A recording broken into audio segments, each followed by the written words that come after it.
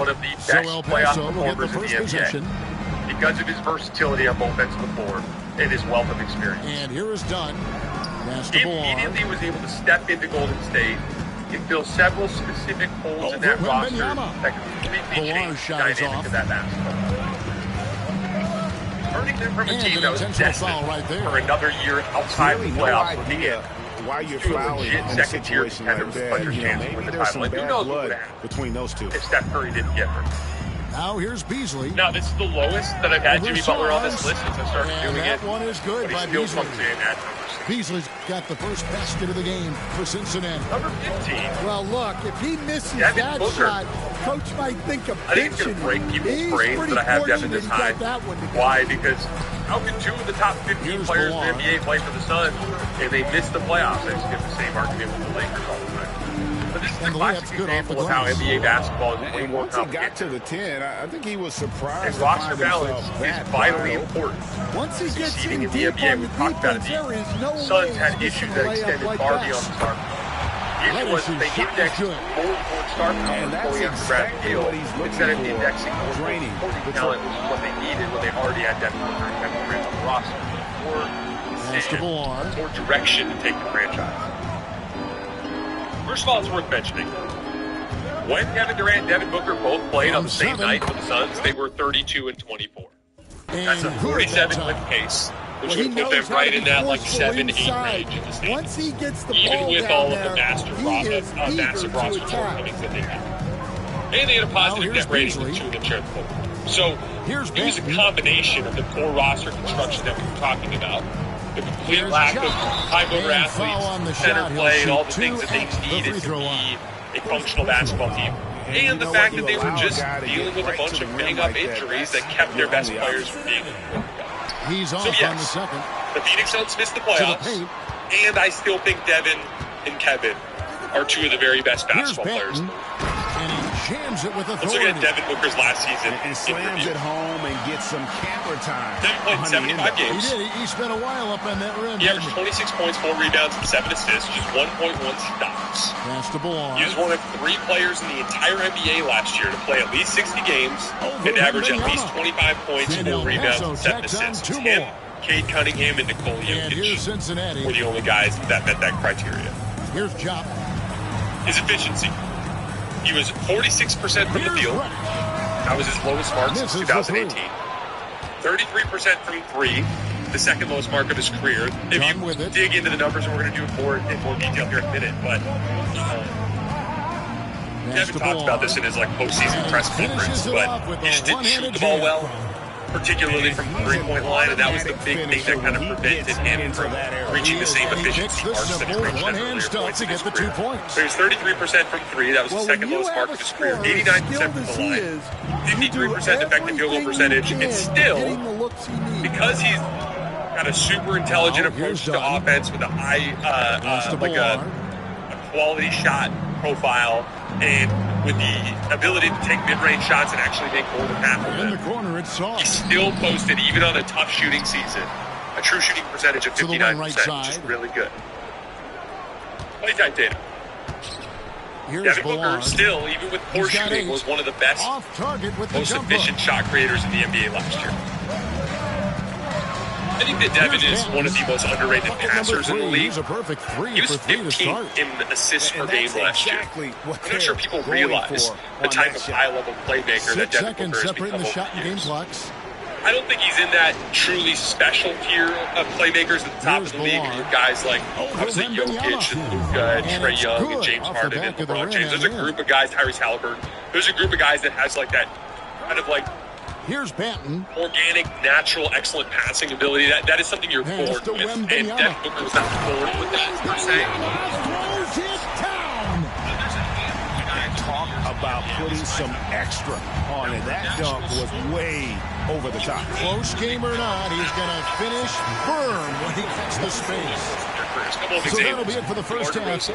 Especially in the years in San Antonio, became a really high-level passer for a guy who's a score-first guy. Brandon Ingram, he's a guy that, when he's healthy and in rhythm, is one of the better passing forwards in the league. Jalen Brunson is a guy who's become a very good passer despite being a score-first guy in his career. They lead by 4. Damian Lillard became a higher Wide-open level look. passer. And Giannis the basket is Antetokounmpo in the good. last year or so. I think Devin Booker is in that tier as And it's well. El Guys Paso who were with the like, ball. I call them like second tier And the passers. call Like really will be good against passers that Lonzo obviously Ball. were the organic, That's his first natural, foul. like from birth, they just saw the floor differently than everyone else did type of guy. So all of that combines to make what I believe Devin Booker to be Now, a here legit is Yao. second-tier offensive engine in this league. And that, I mean, he's not good enough to take mediocre players and make them an elite defense. It's rebounded But by you put him on a Cincinnati. legit championship caliber Defense roster, ready for him on that absolutely possession. think Devin He Booker had is to the best be offensive because player. he is so strong in the paint. The way he nearly Ball did in with the bucket. 2021 became 2 minutes Well, away that's from easy getting the job pickings done. for him. Unless the defense is Despite all poor over shooting, him, Devin's he'll lifetime data take was still that excellent. all day long. He had 1.04 Pass to points per Redick. pick and roll, including passes on over 1,200 reps. That's right there with where Yao in Kate the Cunningham post. was, with where James Harden was, Over and it 80. could have been better. It was He's just good pull-up with the jumper little that just jumper in wasn't there. close. Devin Booker last year And shot you got to 29% appreciate the of skill pull-up set threes and pick and roll. Ming brings to the table. really hurt his Knows efficiency. no Even one though can Devin match hit up those shots against him and play. simply lofting these He was inside the shots. charts on up ISOs and and in. post-ups, Here's still, Edey. because a lot of That that's mid-range falls. Nice feed scoring, right? that time from Ball. He was the very best Edey ISO got player in the himself entire going league there. last year. His Devin first Booker. points of the game on the deep ball. Among the 23 players to log at least 250 ISOs, Devin Booker came in at number 1 with 1.27 points per possession, including Yao in passes. the post. Over He shot 80. 54% And on it's twos Yao out of again ISO. missing. He had I a think high he free got throw the rate. He shot got he free throw wanted line inside, 14% of the time but on somewhere ISOs, on the and he play, he passed just a lot. lost focus. Good post-up player, too. Lower volume, 74 post-ups, generated 87 Here's points about Redick. once a game, right? Drills it from outside. 1.18 That's points per possession. That's inexcusable very, very defense good. right there. You gotta 33% free throw contest rate. the shot better than that. The Jimmy Butler-esque. More pump fake Here's base. He used a Smith. lot of pump fakes. But Driving in. Devin Booker And was a such very, a very nice high move free to throw make the rate basket guy. work. So literally, you gave the ball to Smith Devin on got his the block, first basket. and he was going to get to the foul. And although 6'10", Smith Really, he just needs possesses to get that pull-up incredible three back. If you look at all his agility. data, He's going it's to be a pretty terror good. on the attack. He shot 54% on Yao. pull-up twos. That's excellent. He shot 46% on unguarded catch-and-shoot threes, which is excellent. He shot 60% at the rim, which is Releases. excellent for a guard like him. Like And for El guards, Paso anything tacks over on 60% is two great. And He just coming couldn't get down his the guarded stretch catch here, and shoot, both so like teams catch and still shoots and on his fire. pull-up threes. Those are the two Yeah, ones in that hopes that your opponent is just if he going to can go get those cold, things back this that's summer, not going to happen. his game It should get doesn't back look to like in close. this one. This might go Yeah, down to whoever has I the last expect that to be the possession. case for Devin. I expect him to shoot the ball better this year. He also turned himself over the years into a very dependable defensive player. He doesn't have the tools physically to be like a disruptive defender.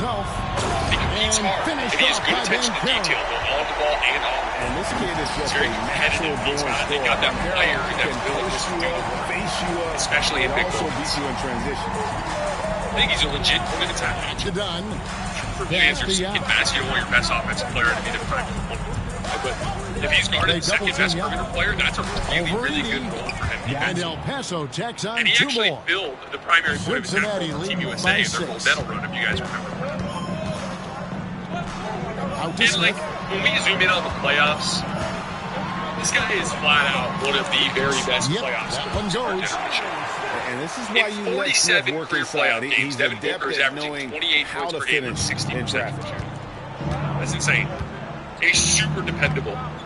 Even in the last two disappointing playoff runs where they got sent in the first and second on the rounds by three. Denver and Minnesota, in those playoff runs, he was at 32 points per game on 68% true shooting. So they 68%. foul intentionally. And Kenny Atkinson calls Dev's become timeout one of the here. more underrated players. There was no hesitation. Mainly just because He that wants to flawed talk to the roster team construct of right Phoenix now. and people's inability to see through that. I think if Devin gets picked up at some point elsewhere, where he can be the second best player again on the team, while having a quality group of role players, I think he's going to hoist the trophy. I know it seems hopeless right now because of the leadership in Phoenix, but I still think Devin has a Both very teams good will make chance to win a championship in his career. He's like a super easy plug-and-play guy too. Like you could tuck him into any spot, anywhere in the league, and he would fit beautifully. He can play off the ball. He can drive closeouts. He can run action and pick and roll. He can play one-on-one. He's a versatile defender that can play on and off the ball. He's just a very good, very well-rounded basketball player. I genuinely believe he's going to put somebody over the top someday. I have a feeling that 20 years from now, we'll go back and talk about this era. I'll be talking about Devin Booker as an NBA Smith champion. with it, picked up by Thompson. He's a super efficient high-volume. Good on the He's one of three-point the top shot. 15 passers in the NBA. He's a solid point aggressive on offense freakish because competitor, defenses feel and one of the most helpless reliable to great stop playoff scorers in our era. And so he will lead off the top 15 for us this year Here's Bilal. in this year's rankings. Over All right, guys, that's all I have for today. As always, sincerely appreciate you guys for supporting us and supporting the show. We will be back, I believe, on Friday with our next mailbag. Remember, this mailbag is one that I pre-recorded because I'm in Alaska. So if you guys disagree with any of our rankings of this video, drop them in the comments. We'll get to it next Friday when I get back from Alaska. It's darkness. Rankings mailbag. We will have on Monday 14 and 13, on Tuesday 12 and 11. We'll have that mailbag, and then we're going to be on Wednesday 12 and 11. Then we'll have that first mailbag that I'm talking about, and then we'll go back to 10, and we're taking each player on that list one at a time from that point forward through the rest of the postseason. I will see you guys on Friday.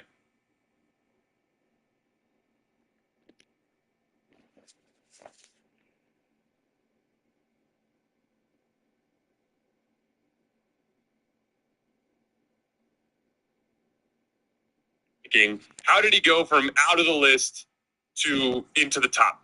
This is how you move between fiat and crypto fast. Step 1, download And the wingspan of Wembanyama. Well, there are 3 reasons for that. One, his wrist is now surgically repaired, and I expect him to jump back up as a shot maker next year. Again, the entire structure of this list, this is the second piece of it, is to project forward to next season. And J-Dub has improved in every other way as a basketball player. So I expect him to continue to get better coming into this year. It's something I'm factoring in. And then third, he really broke out over the second half of this playoff run. And frankly, over the second, the second 2 rounds of that 4-round sequence, he was one of the best players in the league at that point. Over his last 13 playoff games, stretching from Game 7 against Denver to him hoisting up the trophy, he averaged 23 points, 6 rebounds, and 4 assists per game on 57% true shooting. He had at least 24 points in 6 of those 13 games. He had a 34-point game against the Wolves in the conference finals, and he had a 40-point game in the NBA Finals. So, he kind of figured a lot of his stuff out over the tail end of that playoff run and was playing arguably higher than where I have him ranked on this list. He conquered a lot of his personal demons at that point, played the best basketball of his career when he needed to get the trophy. So as I project J-Dub forward into this coming season, I expect him to average around 24, 6, and 6. I expect him to be right back over 60% true shooting like he was each of the first 2 seasons of his career. And I expect him to continue to be the all-defense level defender that he was this last season. 24, 6, and 6 on 60% true shooting and all defense stats of the only player in the NBA. And that's what I'm expecting out of J-Dub this coming season. Looking at his play type data. Last year was the first time in J-Dub's career where he logged over 1,000 self-creation possessions, meaning pick and rolls, post-ups, and ISOs. Previous seasons, he was below that. And he was above average in efficiency despite the drop in his shot making. And these numbers are despite him being basically unable to make jump shots, less likely to make floaters and layups, which is obviously going to nuke his percentages. He ran 1,025 pick and rolls, ISOs, and post-ups, including passes. He generated 0.96 points per possession, which is slightly above average. Again, considering the wrist injury and the shot-making issues, I expect him to be firmly over a point per possession at volume next year in his shot creation, somewhere around 1.01, 1.02, and about somewhere around 1,200, 1,400. Play times there. So, I think J-Dub's going to be a very impactful shot creator in this league. We're going to talk about it a little bit in a minute as we compare him to Jaylen Brown, who we covered in our video last week on Wednesday. But there's a level of playmaking and just general floor awareness that J-Dub has for a third-year player on the wing that is really, really rare. In the playoffs last year, J-Dub demonstrated a remarkable ability to get all the way to the rim. He attempted shots at the rim 7 times per game, got himself on which the was board the with 3 10th there. highest mark Well, of the entire playoff field, regardless of how many rounds your team played. So including teams who lost in the first round, like the Milwaukee Bucks. Foul of the game. The only players who played at least 3 rounds and attempted more shots at the rim per game than J-Dub were Karl Anthony Towns and Anthony Edwards. That's it. Now, again, that obviously doesn't account for drawing fouls for guys like Shai Gilgeous-Alexander, but even if you just look at drives, among all players to play at least 10 playoff games last year, J-Dub had the 4th most drives per game. Can finish at the rim, only Shai, Jalen Brunson, and Anthony Edwards drove the basketball forward. It's a legit problem for defenses. He brings like real downhill power on his drives. He had a lot of success in semi-transition in this playoff run where he kind of like get going up the floor as the defense, you know, it's not really a full transition possession, but before the defense is really set. And then he would just take that power dribble, get into the lane, and drop his right shoulder, and then just power through the guy and get all the way to the rim. He was doing a ton of damage that way. Yeah, this offense is. This is a big part of why I have Jalen Williams above a guy like Jaylen Brown. Under control. Jaylen Brown is a very similar archetype of player, right? 2-way athletic wing. Theoretically, he's far more experienced, right? But I think J-Dub will be better next year at the 3 key things that define that small forward position. 1, I think J-Dub is better at getting to the rim. He was better at getting to the rim last year in less space. So You said what?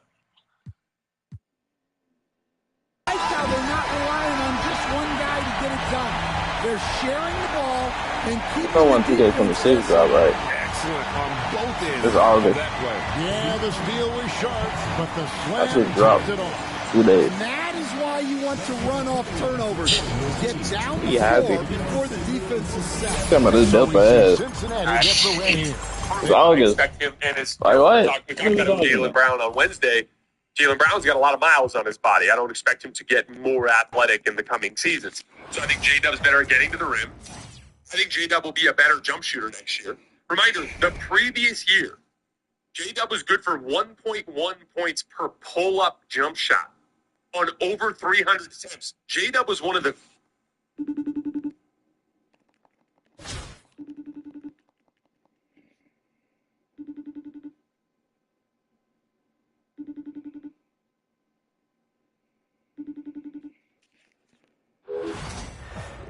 best pull-up shooters in the entire NBA the year before last. I think J-Dub will be a better jump shooter than Jaylen Brown next season. And lastly, I think J-Dub has already shown himself before this point to be a better passer than Jaylen Brown, despite the lack of experience. And I think that gap will continue to grow. He's just a more natural playmaker. I do think Jaylen Brown is a slightly better on-ball defender. Like, if I had to deploy a single guy on the opposing team's best player for a playoff series, I think Jaylen Brown is better there. But I think J-Dub is nearly as good and is actually a better overall team defender. I just think J-Dub is a slightly better basketball player right now than Jaylen Brown, and I think that gap will continue to grow next year and will continue to grow Thanks in the for coming tuning years. in So that's this why I have Wednesday. J-Dub 2K Sports over Jaylen presents Brown. the NBA The keys for J-Dub's with Hall of development. Famer Doris Burke and Obviously, Greg getting his Anthony. shot-making ability This back. is Kevin A healthy Harlan. wrist and a good summer in the gym will go a long way to fixing that. He still makes a few poor decisions at the rim. This kind of came to the surface during the series against Dallas 2 years ago, but continued to be an issue in this playoff run. He shot below 50% on layups in this playoff run. Similar issues to what Shai Gilgeous-Alexander was dealing with. I thought both of those guys just kind of went through extended stretches of the playoff run where they didn't trust their teammates on some of their kick-out reads. And even though J-Dub is a more natural playmaker, he still was just kind of getting a little bit of tunnel vision on some of his drives over the last couple of playoffs. That's something that I think will go along. And like layup, And it's the Hawks to start it's out. like a combination of obviously your athleticism, but a big part of layup percentage is just Reza Shea with it. just not taking Wilkins stupid outside. contested layups, because contested Here's layups, Childress. they have Oh, potential and to that serve a one, no purpose. question, That's powered great. it They can down. engage a rim protector, Flying but they high also and include the throwing risk of it floor down balance issues. with the one hand. Screaming One down of the his lane in this favorite layup. moves right They there, can go the guys. other way in transition. Like, just making Now, a few here's better Dunn. decisions on those drives That's go a long way DeBoer. to helping his layup efficiency. Again, he can see the reads. He just needs to get that big. First trip to the free throw line for him in this one. Element. This is all little players like guys like And he can't get the first one. These are guys that I think that their respective fan bases will be. He doesn't get the second one. And it's the Hawks ball. And one of the big general philosophies with young players is that they have a lot of magic in their games. They have a lot of mistake making that Childress. undercuts their success. And so it's really easy to Shot clock at 6. Side and all the potential to be like, oh my God. The Hawks need to get off a shot here. But it's not until they try to handout. bad and get more Sharp consistent defensive on the good instincts. stuff that they can actually get to the level to keep playing. And his athleticism is really off the charts. Love seeing Thompson punching home like that. When we look at the consistency of Here's J-Dub, Muhammad. when And J-Dub they get it scored the back. ball well, Now Johnson. they were 14-2 Off target with his three. When J-Dub scored at these 18. They were just 2-5. Now here's Dunn. So just bringing that level of consistency will go a long way towards helping get to that next level. But for right now, I was thinking about this a lot. Like, And the whistle blows. It's going to be on J-Dub Nazr Mohammed. might already be That's the foul number best 2 for him. Second team foul. I was looking at the rest of the list, and the forward that I have ahead of him is either Here's like a point Ballard. forward, someone like Nate Cunningham, Shoots over Muhammad. Lands soft on the front of the rim and James drops. 4, Alvin Harrell's a 4, Kevin Durant's a 4, Anthony Davis is a Now 4. Reza The Shea. only real like small forward that I have Down ranked low. ahead of him right now is Jimmy And the Butler. basket by Muhammad. And I can look at Jimmy Butler giving is up some almost inches more inside, forward but than a makes 3 up at this for it point. Because with I think one of the aggressive important style. characteristics of the Well, 3 he's attacking, is you need to be he's able forcing the to pick up issue, and the that's opposing simply ball stated a handlers and terrific guard them play. on the perimeter at a really high level To the with paint. hard volume. And Jimmy Butler, when he was in his prime, he did that. But now if Here's you're going to Ballard. like an outside, Dunn, the bounce pass. kind of like team 5 on the defender clock. at this space. Shot from 6. Technically, I suppose No good you off could the call back of Jimmy the rim. Butler the small And forward Reza that I Shea, ranked ahead the of J-Dub, prototypical but size certainly and within skill the next, for a wingman. 18 Yeah, he's months, got 24 some jelly months, to J-Dub, his I think, game. will have a Handle, strength touch. as the At his best, like, size, that becomes very tough real, to contain. real small forward Here's Reza in the Shea. NBA. What's interesting Johnson with J-Dub, outside. or Jimmy is like, Jimmy essentially represents what I view good as the from older Childress. generation. Okay? He's the guy that J-Dub reminds me the most of. And again, the only reason 1:12 left here in the first half of the game. You guys know how much I value That's veteran DeBoer. experience. It's stolen by Wilkins. And I just generally lean on that Reza Shea with guy it. as a super valuable player to have. No luck that time on the shot that I know would have put it them on sounds top. crazy, because we look at how much Here's Ballard. production you He's get defended from by these young Wilkins. athletes that are just there Shoots from every 8. single night. But, like, And the I shot believe is if you, good, like, dropping swap in off the Jimmy front of the and rim. J-Dub for just this Vilars season, then got the his Thunder second would basket actually of the be a game. better basketball. Just for this season. Big picture. Wilkins wide open, and he fired. The Hawks as again can't hit. the next era of NBA basketball really sits at number 1. 32 seconds left in the first half of the game. Nothing says summer like long days, much plays, Lobbed and up there for Dunn. That's not the game. Up high to stuff the alley-oop. The body control of Chris Dunn is extraordinary. Throw it to him and let him go to work. Whether you're chasing dingers or jumping in mid-game, always Reza Shea wide open. Gets it to go from beyond the arc. Reza Shea's got his first bucket of the game, and he's on the board for 3. Pass to Ballard. My favorite guys to watch are always Aaron Judge and Shohei Ohtani, especially if you're betting home run props. Here's something special. You have got to be kidding. Hey, talk about taking things into your own hands. $150 in bonus bets. And some good action through the first 2 quarters as we reach halftime. El Paso leads by 3. And we've got more action coming your way after this break. When you bet just $5. Only on DraftKings. Don't quality insurance for saving more of your time for this app. That's good one. Or no. Watch me skip.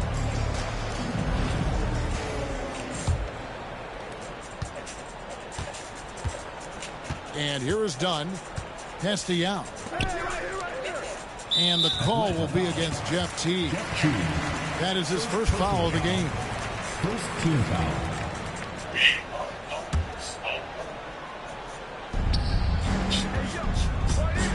Now inside.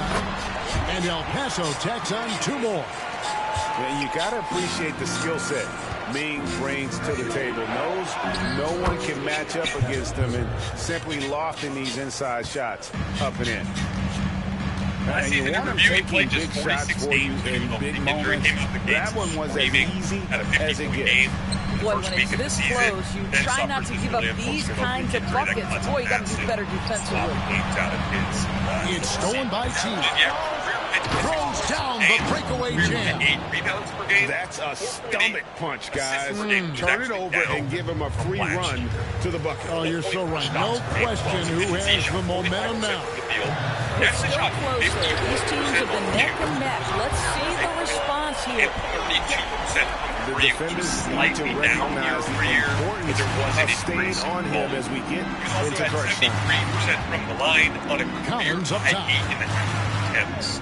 Back to T. This is all about Here's a 3. Actually, Good on the 3-point shot. substantially increasing his scoring T's volume. got himself on the board with 3 Substantially there. increasing his usage And rate. guys getting into a nice groove here, starting which is to a feel very rare feat. And this is partly what the game has become, right? A matter of dueling 3-point opportunities.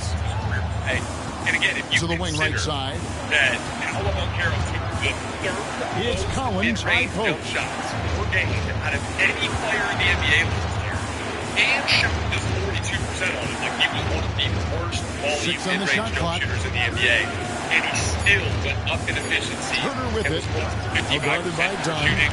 T It's can't actually hit. pretty impressive, at least in terms of And here's Dunn. He'll bring it up an for El example, Paso. a They description lead of by 1. his potential in the That's the NBA. out. Like, holy shit, he's got all this fat in his game that he needs to trim.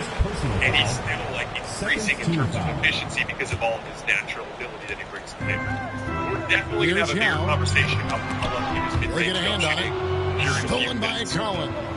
Because it is an Now, interesting Herder. debate, and it's already been something that's been Herder on the discussed wing. this offseason, his videos and his workouts. So let's look at some playtime data. Before we go into any specific To playtime, take the it is lead. important for us to acknowledge a basic Pass to reality T. about Orlando's roster this year. They were the Just very 4 worst to jump shooting shoot. team in the league by a Over pledge. Dunn. They got just That doesn't go in either for T. jump shot as a team. Here's That was El Paso. 4.3 points It's a per 1-point game. jump shots worse than the 29th Now with ranked it. team. The gap between Takes a 3. Orlando and 30 and The number offensive 29 rebound. was the same as the gap between number 29 and number 21 on that Another list. shot. And a lot of contact on that one, so he'll shoot 2 here. They were the only team in the entire Is NBA to clever get with less that than bump 1 fake, point going per right catch into and the shoot contact jump shot. once he They gets were the worst D in the air. off-dribble jump shooting team in the NBA. Even if you added the ability to drive closeouts, And that one only falls for set Young. them up to 28 in spot-up efficiency. They were also 28 in roll man efficiency. They shot below And that's good as he 30% hits both of his on taking shots. top threes. Boy, or really ghost soft screen touch threes on with their display. guards. It is a They were luxury even to have a 29th big in the man who league can hit from on the line at a two-point shots. consistent rate. Roll man possessions. And you know This team was wanted far that one and to away the worst play Let's prove it finishing time. team Fourth in the quarter. NBA. Don't get it The done entire now. purpose of No running more action, chances. having a star that can break There's down the the call on defense, Kevin is to Herter. generate clean looks for That's his first either foul. as cutters, rollers, or in spot-up situations. And they did not finish Tucker in with those the ball. situations. And so that obviously is going to have Over in the effect corner, on Isaac. their efficiency out of those picks. And another miss by Even El the Paso. one-on-one shots, the shots that And on an Paolo open and look Franz like take that, he's when they're very dribbling the good at basketball, making the those weak are more coverage pay. difficult because of all the increased help that they have to face. Because guys can't finish play. And So the it's just foul an is called. He intentionally grabbed him there inside this- for of this some data that reason. we're about I to don't look know. at.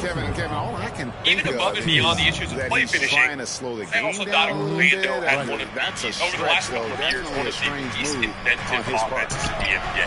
Very Mohammed. little on the way of ball and player movement. Nice fake A with lot the of layup fronts off the columns mark. counting the ball. Oh, he Break really and broke taking up the that simple transition ghost screens opportunity. from Looks guards, like it'll be a ball transition screens from take Wendell foul. Carter Jr. and go for the odds. And there's a really basic, like, Atlanta making a switch here. offensive approach. And here's the thing, like, when you have guys that are El Paso supreme leading offensive by 4. initiators, you know, over the years when you look at guys that played in Basketball lower arm. ball and player movement offenses, like, you know, LeBron James at the peak of his powers. Some nice DeAndre ball Jordan. movement here by El In Paso. those sorts of situations, they're Hits the usually jumper. like a super high-level supreme ball handler, like, you know, And the LeBron, Hawks with arguably the greatest possession player here. of all time. Luka Doncic, Now one of here's the Herder. top, you know, 4 or 5 Dunn offensive covering. engines of all time. Those guys are going to make difficult Right side basketball In addition to that, they were typically surrounded by really smart, veteran basketball players that can shoot. How about the grit and that goes a long way towards making that a viable way to play basketball. But when you've got unrefined young stars with a total lack of refined offensive skill off the ball, that's just a really dumb way to play. There needs to be, Jamal Mosley needs to do a better job adding complications to that offense to make this easier, to set them up for advantages. Because right now, it's just letting Paolo get the ball out front, taking a single screen late in the clock. That's just making life harder on them than it needs to be. I think more complications, more ball-in players can create higher quality advantages, will get some of their athletes going downhill against the defensive motion, instead of against a defense that's loaded up. It's something that they've got to do. To the rim for the alley.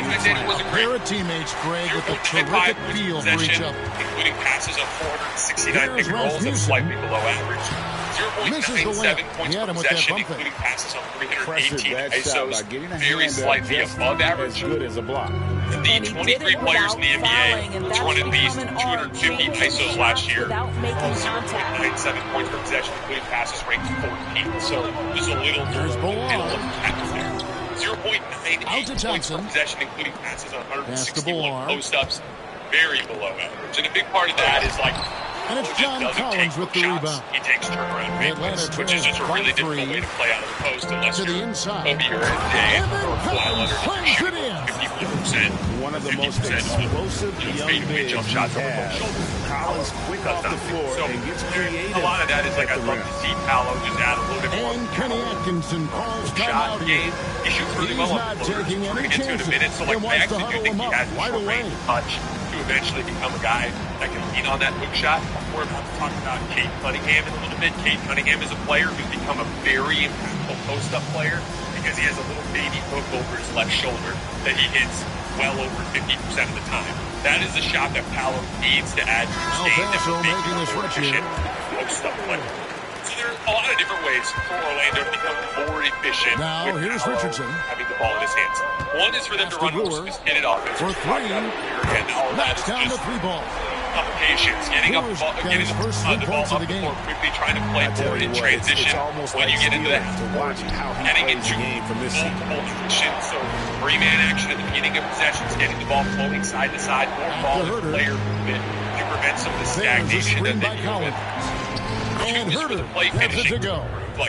And that was the right call. When you need a basket, go to the guys you trust the most. Well, you've got to earn trust and equity by making shots. Nice delivery there. And, you know, now here's Brewer. If he's going to, why in the hell does he trust his teammates when they can't make shots?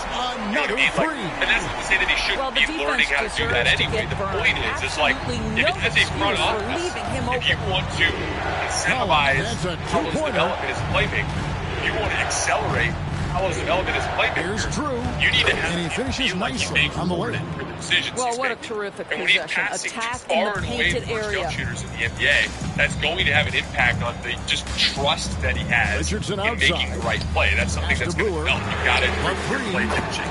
And then three, their ball handlers have to Such a become more reliable efficient threat as from scoring. range. You think the defense might key on him Today, a he's little not bit less more. talking, zooming in on Plenty of daylight on that show.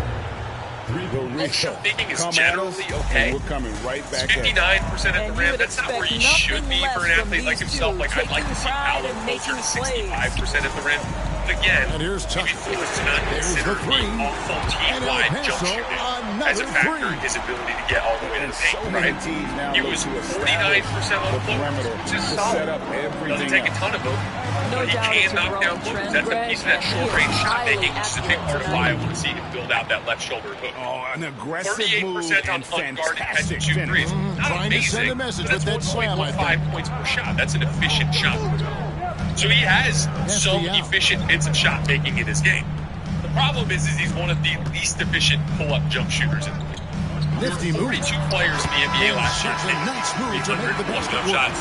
And that's not nearly the kind of defense that's going to prevent a player of his ability from scoring. There's a couple of specific picking up details the I want to get win. into, though. They It's didn't more make it complicated than just looking at the big picture percentages. First of all, I'd like to see him just cut down a little bit on his volume.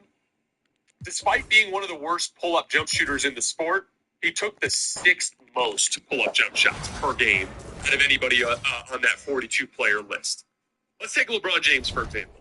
LeBron was also near the bottom of that list for pull-up jump shot efficiency. But LeBron knows that he's not a great pull-up jump shooter, so he takes fewer of them. He takes about half as many as Paolo. And so despite LeBron being a poor pull-up jump shooter last year, he cut his volume substantially down, and he was super efficient at the rim. So LeBron was still over 60% true shooting last year, substantially ahead.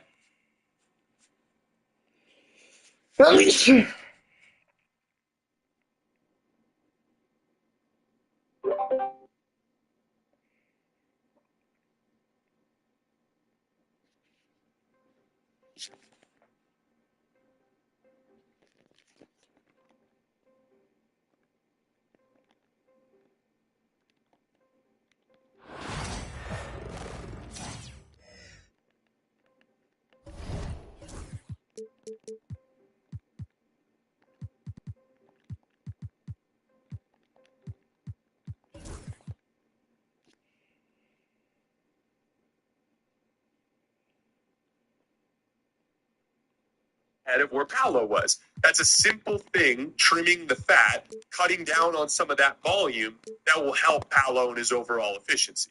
In all honesty, it's to listen more and talk less. My true purpose is to understand the vision so that I can help conceptualize the goals and we provide that guiding light.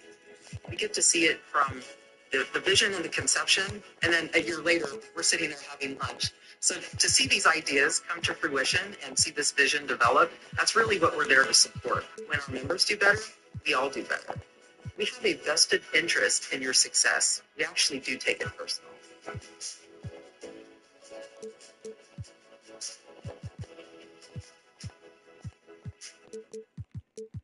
Mobile Unlimited Premium Wireless.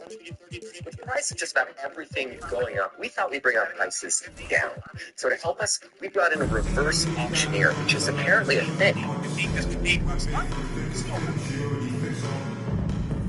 Hello, so if basketball Paolo's going to take fans. fewer pull-up jumpers per game, as we get set to bring you an exciting should he NBA cut out basketball these game. pull-up jump shots? I'm Kevin Harlan. With me at the table, Greg Anthony and Richard Jefferson. He's taking on the shot clock. First of all, when there are short twos, long twos, and pull-up threes, right? Paolo was 30% on pull-up threes last year. That's 0.9 points per shot. That's not good. But that is the area where if you just tweak it up a couple percentage points, it suddenly becomes a good shot. If he can get from 30% to 34%, suddenly that's a plenty fine, efficient half-court jump shot for his team. So, like, a lot of skill development work geared towards the pull-up three will go a long way towards allowing Paolo to become more efficient. I also just think for a guy his size, he's going to get a lot of clean looks on pull-up three. So, like, if he can get to the point where that's a shot that he knocks down just a touch more reliably, that can be something that's more efficient for him. He was 31% on long twos outside of 17. 0.62 points per shot. That's really bad. And the problem was he takes them at volume. About a third of his pull-up twos are outside of 17. Those are shots that he basically needs to cut out entirely unless he's in, like, 2-3 seconds on the shot clock. I got to put something up. He's 51.4% on short twos inside of 17 feet. It's 1.0. That's pretty good. He's one of the best players in the league at that shot. Out of the 36 players to take at least 100 short twos, he ranked 8th out of those 36 players. He's actually a really good short-range pull-up shooter. So the easy answer is he just needs to pick up his three-point shooting off the dribble a little bit in order to become a more efficient shot. And then he needs to cut out the long twos entirely. Like I said, about a third of his pull-up twos are outside of 17 feet. That just boosts his efficiency. Gotta cut those out. Like, when we talk about the shot clock piece of it, took 4.7 mid-range jump shots per game. Only 1.2 of those 4.7 mid-range jump shots. What the hell? Roughly a fourth. Only 1.2 of them took place in the final 7 seconds of the shot clock. So 75% of the twos that he's taking off the rim are the shot clock where there's plenty of time left to try to get something back. It's kind of weird, but he's fourth, so I gotta respect it. You gotta respect the and gets close to the rim, his pull-up twos are fine. He's good at those short dump shots. But if there's time on the clock, he needs to work it around and look for better shots and only take those tougher twos when he's up against the shot clock. And then as a skill development piece to help save FG during the course of an 82-game season, if you can build out that pull-up three-point shot to just a touch more reliable, that could be something that is a reliable, a more efficient shot for him to Chamberlain is screen. Again, despite the poor spacing and the poor shot selection, he still raised his efficiency. Was still over 55% true shooting, which is a terrible. That's the way they'll This is defend what's against always had me so excited about Paolo. on the three-point line. Despite the poor spacing, Paolo still shot at the rim 7 times per game last year. Shoot Got from to the 8, foul line. and El Paso tacks on 2 more. Truly big and strong ball handlers like that are just so hard to deal with for a defense. His 7 attempts per game at the rim was top 20 in the NBA this year. That jump's retarded. Grabs the rebound. Very And that retarded. big size, it brings so much utility as a rebounder and as a defender. Like, he's not particularly great at any of that stuff. He's not a great rebounder. He's not a great defensive player. But he's just so gifted with his size and strength. And he just adds to the identity of the team. It feels like he's adding to it, not taking away. 2 more. Everything for Paolo right now is about refining.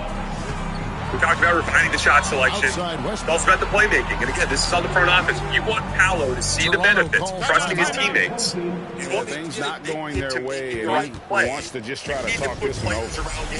Good See timeout those if plays you off. ask me. They have the momentum, So and that the coach Magic wants can to win find a those way games. to try and And so stop that Paolo can start to develop a more well-rounded approach to offense.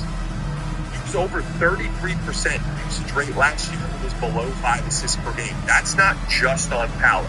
Some changes That's for also in Toronto. the team construct. The motion has been made.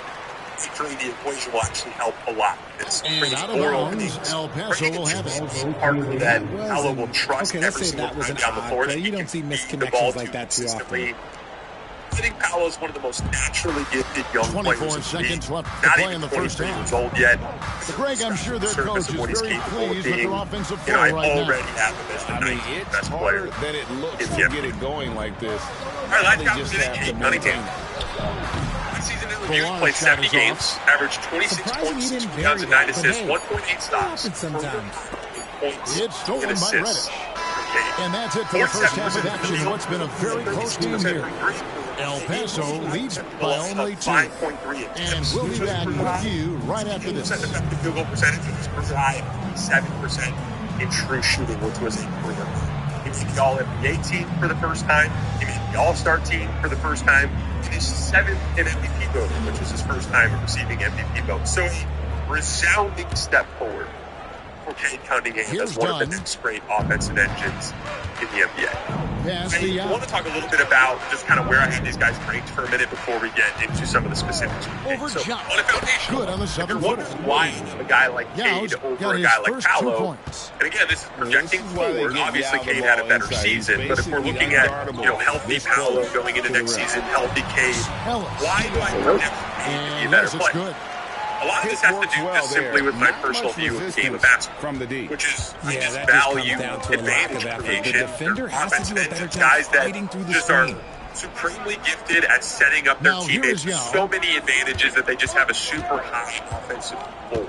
It's a concept we talked endlessly They get about off the over the glass. course of the last few months, especially with guys like Tyrese Halliburton making a deep playoff run, right? I generally value Cade's archetype more than I value Paolo Banchero's Thompson archetype. That's a outside. big part of Holy it. shit, I got killed on that It's also stuff. topic Paso we're mentioning grabs the here. miss. I know that there will be Pistons fans, especially, and probably some Magic fans as well, who looking are over the pissed floor. off that I have these guys as low as I do. This generally has a lot to do with my feelings And about young El Paso basketball tacks players. on 2 more. Cade and Paolo both Here's have Ellis. worlds of potential, and they're already showing so much of their upside, but both players have so much fat in their games right now. We talked Here's about John. with Paolo his shot selection and like his trust in his Tipped teammates, away. right? With Cade, And now Dunn his jump pushing shot it fell up. apart No in the one back postseason, to especially stop from him. three-point land. The turnovers were a big issue. He had at least 6 turnovers in 3 of the 6 first-round games against the Knicks.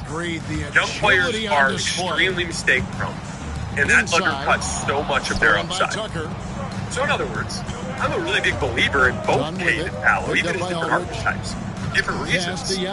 But I think both of them are a few years away from really being impactful in the NBA landscape, because it just has to do with my big picture feelings about young players in the NBA. Let's look at Cade's easy 2 points on the layup. Pick and roll.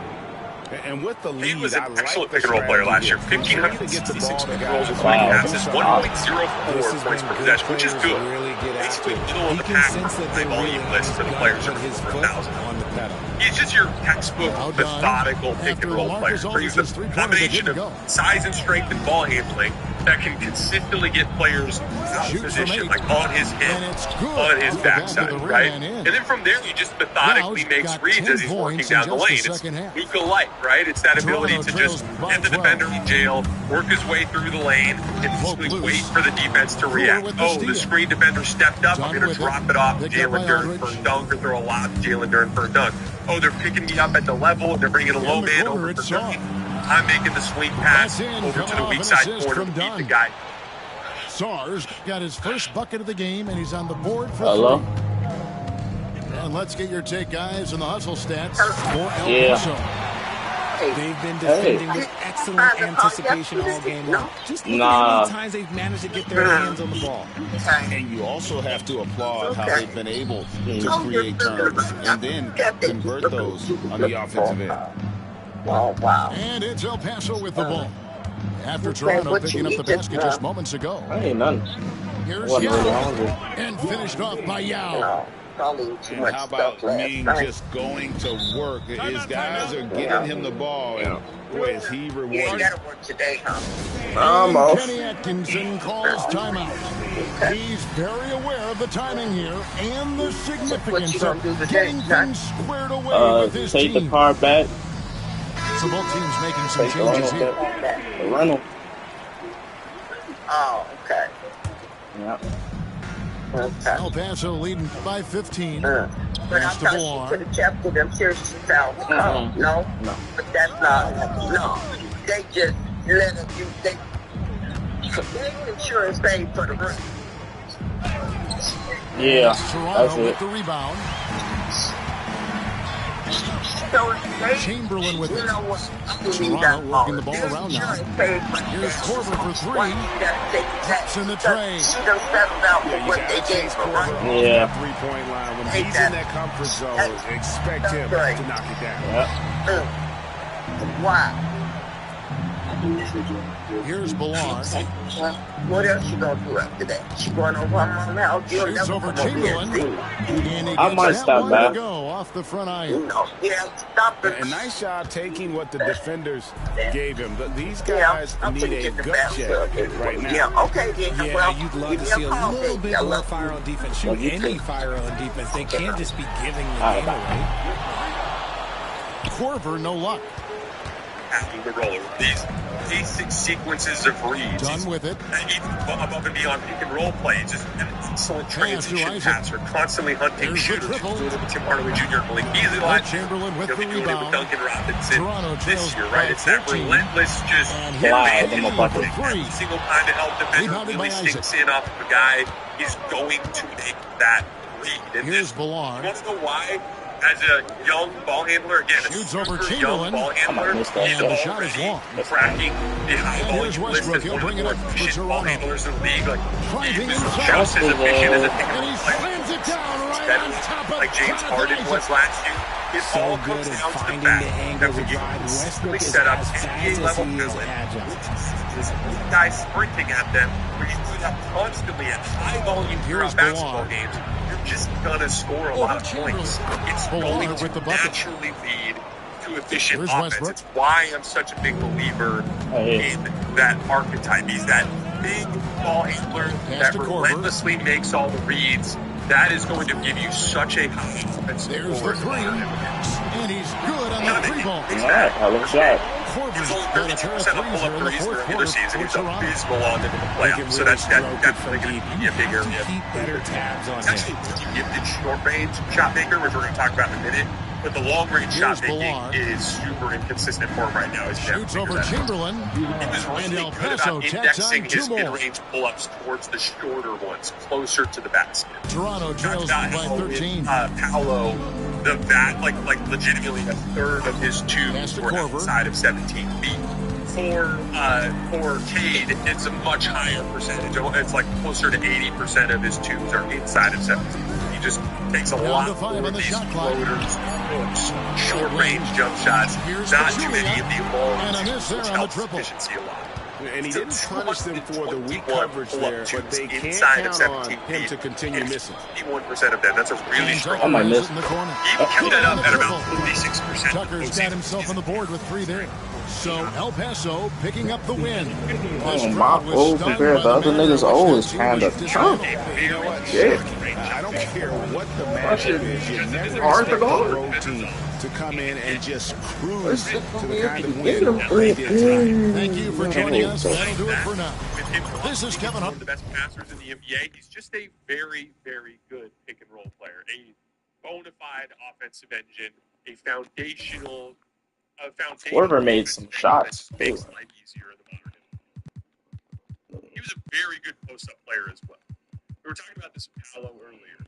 Big difference between Cade and Paolo, and why Paolo was an inefficient post-up player, and why Cade was getting 1.6 points per possession on 181 possessions, including passes, which is literally one of the best post-up players in the league. Out of the 24 players, I just slightly missed him. That's what that was. Inefficiency. The reason why is he built out a super reliable baby hook shot over his left shoulder. 55% on him. So he can make very simple reads against smaller defenders. Clear the side, get to that left block, back him down, work towards the middle. The defense doesn't come. I'm just going right over that left shoulder with the hook. The defense reacts. You just got dogged, man. That's what happens when you get dogged. That's what happens when you get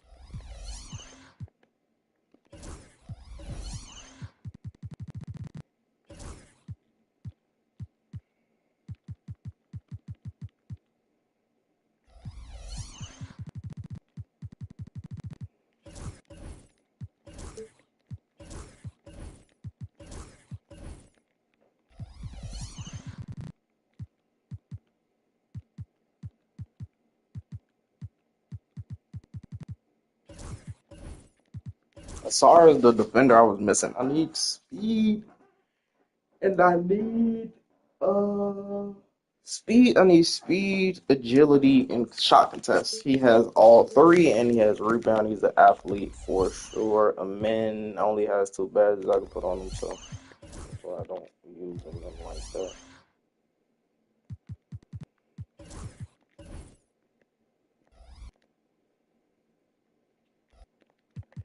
He would be great if I could use him like that. So.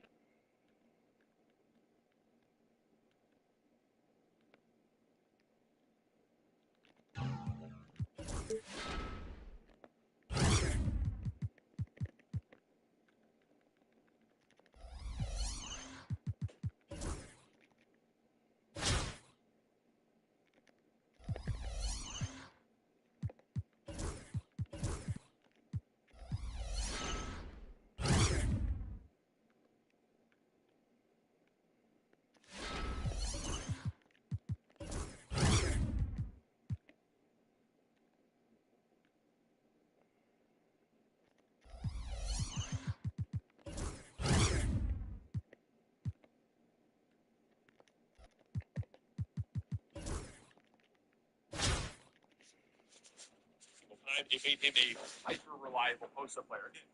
He was 19 points per 100 post-ups before.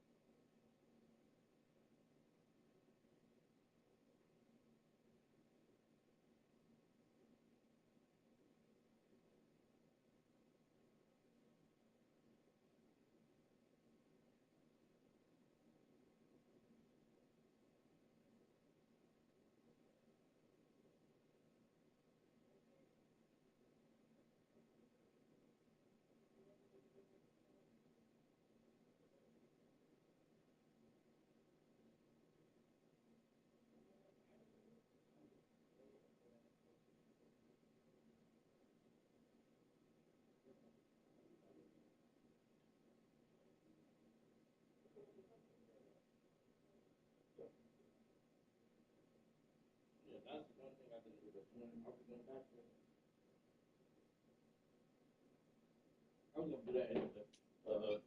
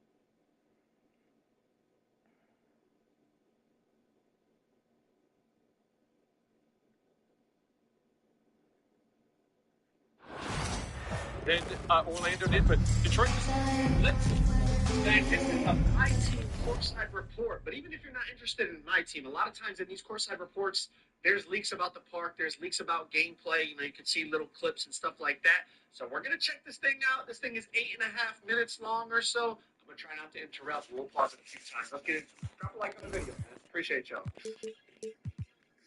What's going on, everyone? Paige Beckers here with Jonathan Smith, principal producer of NBA 2K, to share some very important My Team news. For the first time ever, WNBA player cards will be added into 2K26. Play with NBA and WNBA superstars and bring your favorite players from both leagues together like never before. 2K26 also has new... Okay, hold on. So, WNBA players will now have cards in My Team.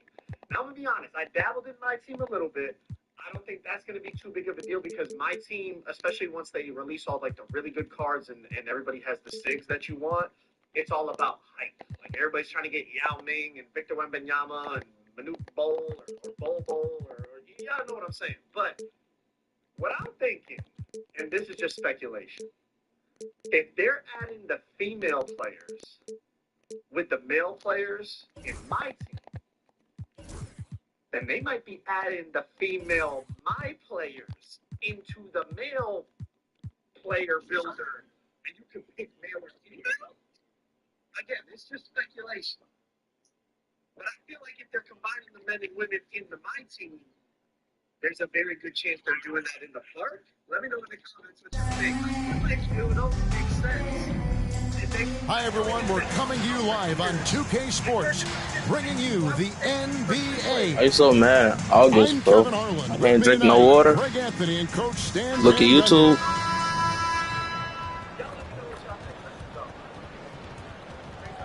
Damn, I'm looking at 2K26 trailer, bro. You at this bitch, you mad in August. Anxious to play the game in August.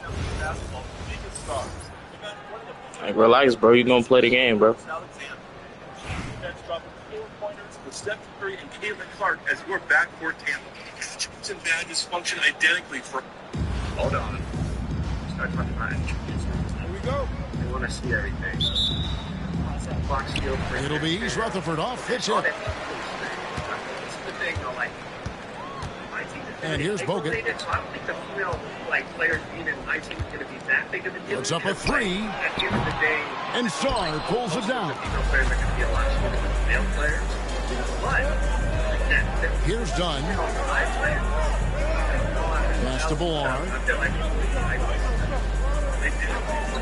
NBA and NBA players ensure to be balanced and consistent gameplay experience. Good for the basket. Starting off 1 for 1 with that shot. And it's East Rutherford's ball. Here's Bogut. Good on the three-point shot. And they don't want to get in a habit of giving him open looks from three. First quarter still, but not who you want to leave open. To the paint. Good ball movement here by East Rutherford. Done outside. Pass to Ballard.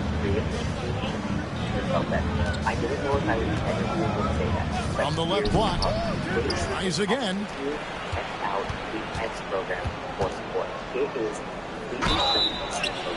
And the call on the shot that sends him to the line. Yeah, the defender all over. El Paso shooting their first free throws. First trip to the line in this one. That free throw, no good. Well, probably a little draft in the arena tonight. He's the last guy you expect to miss the mark by that much. Now here's Beasley. Pass to Hollins. Now Bogut shoots the three. And East Rutherford, another three. Just look at what a sniper he is from long range. He's got such an unusual skill for a big fella. Damn, you talk a lot. For Hollins, you just Ballard with the bucket. Bular got his second bucket of the game to go. Well, not much the defender could do there. Just didn't have the height to bother that shot. Fires the three. And that one's good, Hollins. I tell you what, it's almost like stealing to watch how he plays the game from this side. Pass to Ballard. Cross contact on the shot, and now a three-point play chance as he'll head to the line. Yeah, he earned that one. I mean, taking the hit and still able to get that one to go down. And let's take a moment, guys, to get your take on the scoring so far for East Rutherford. Well, the thing about hitting early threes, it spaces the floor and makes things a lot easier offensively. And something else that's working for them is ball movement. A lot of their points so far have come as a result of smart play. Here's Ballard. He has 7. Clock at 6. And there's the slam dunk to finish it off. Oh, that's straight TNT, baby. Explosive. That was pretty, and he just has that effortless knack for getting inside. Lets the 3 fly. Out to the right wing. And it's Beasley in the corner. From deep three-point land, and he's Rutherford, another 3. Well, it's a three-point shooting league. Guys like him are so important for space. It's a special power. Special powers include that for my 2-point multiplier. Done outside. Pass to Ballard. Showdown after a loss, reducing the difficulty or target score differential of domination. Automatically following it up, pushing hard, and rebound, East Rutherford. Approach the game with a mindset to bring the ball and play your way whenever. It's Beasley on the wing. From downtown. And Sarr pulls it down. El Paso trails by 3. 2-second difference between shot clock and game clock. I know, bro. It's August. Here's Ballard. It's stolen by Bogut. Pass to Reddish. Inside. And he gets the whistle for the 3-second call.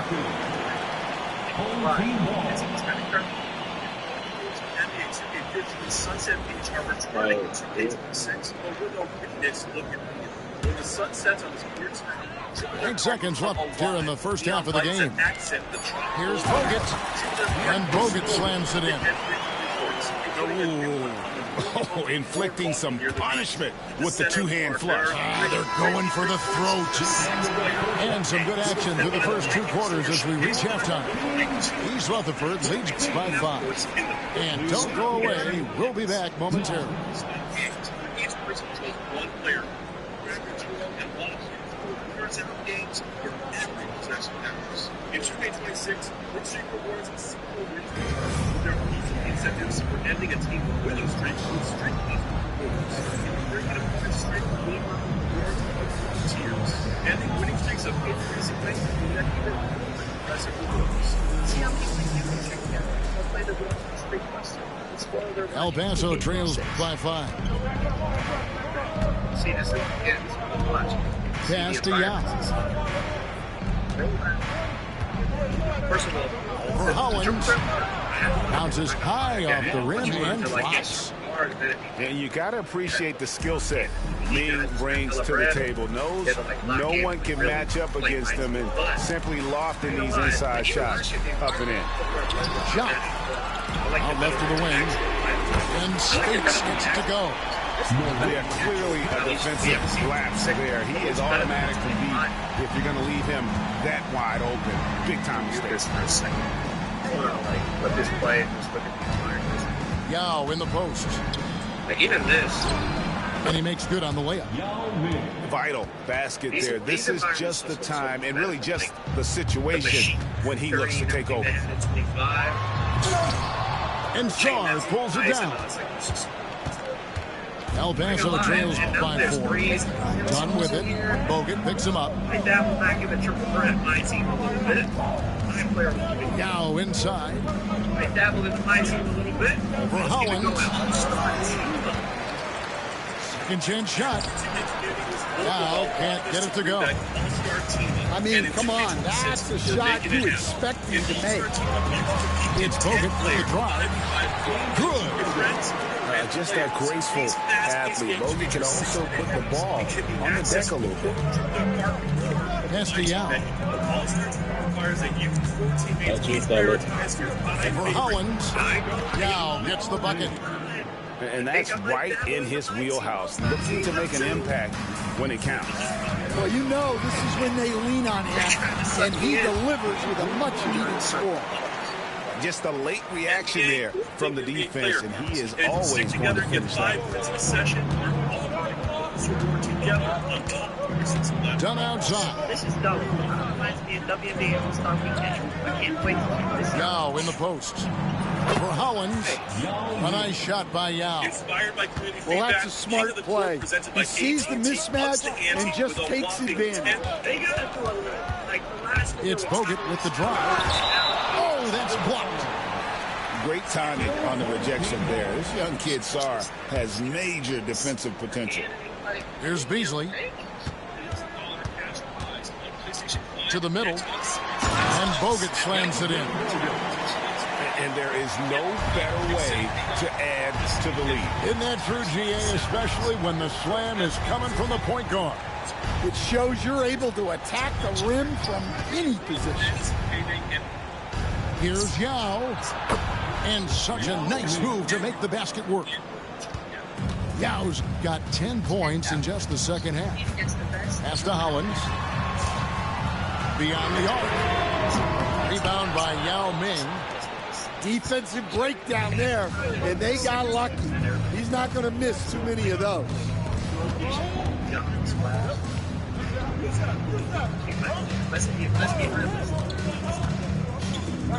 The jump hook, and it's Yao again missing. East Rutherford leading by 4.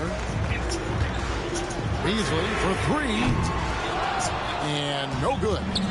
Well, playing his role to perfection, using his size to control the glass for his team.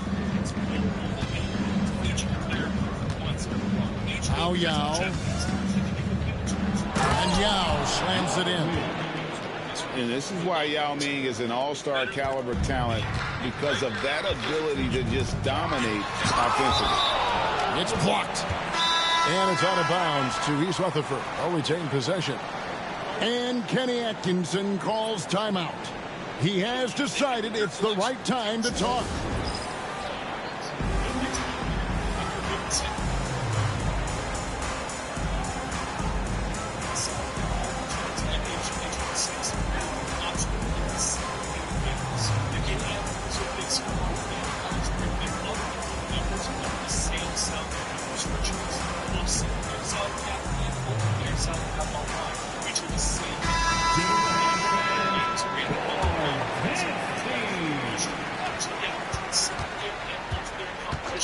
Here's Warwick.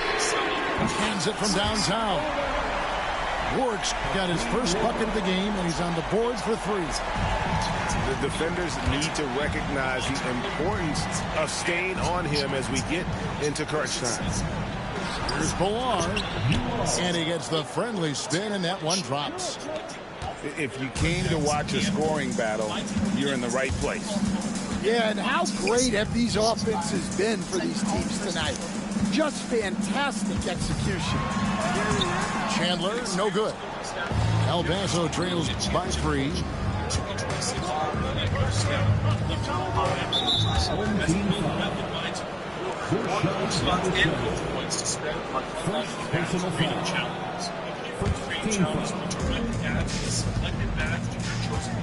Dunn looking over the floor. Pass to Ballard.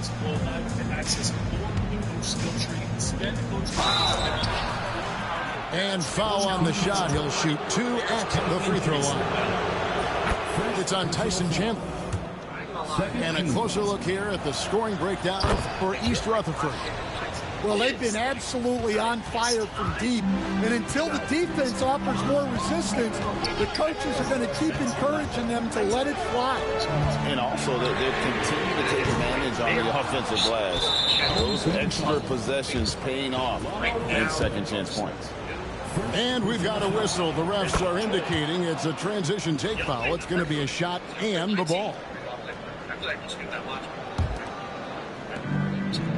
And here's Dunn. He'll bring it up for El Paso.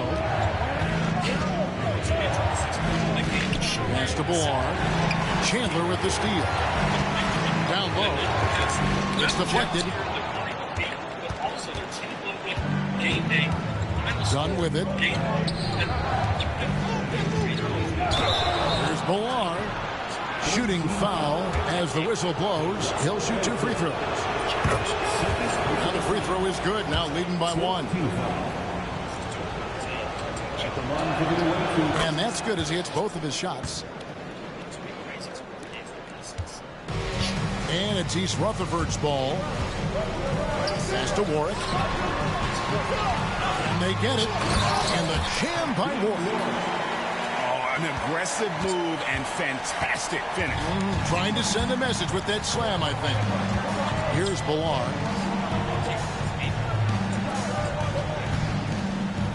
Over Chandler. Hits the jump hook.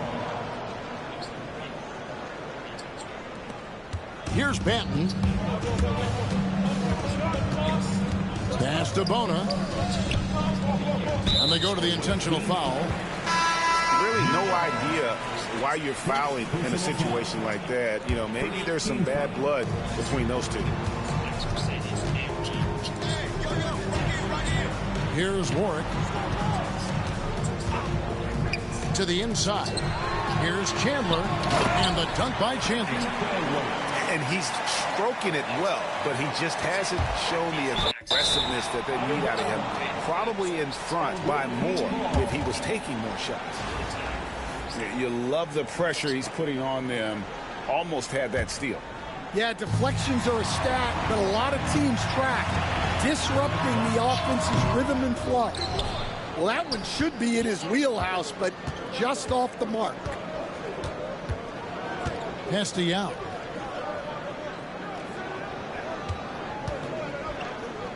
Crafty move. Over Chandler. Yao, that's good. Yao's got 14 points here in the second half. And that's about the worst defense I can imagine a team playing coming down the stretch.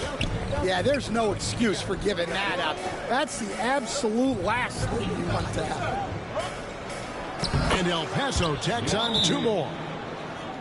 And a look at how the hustle game has been going for El Paso. Well, all you can ask for is your guys to be really active on D, and they've been more than that tonight. And boy, it just seems like they are blocking everything. All throughout this game, they have just wreaked havoc defensively.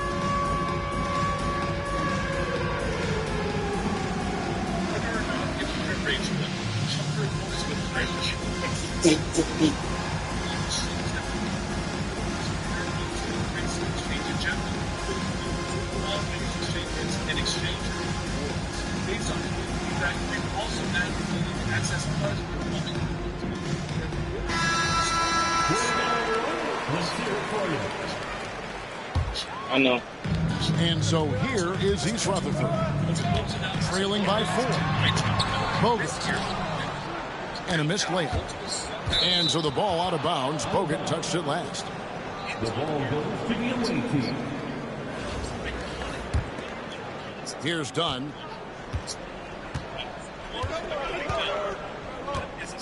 And there's the 8-second call as they can't get it across half court in time. Home team ball.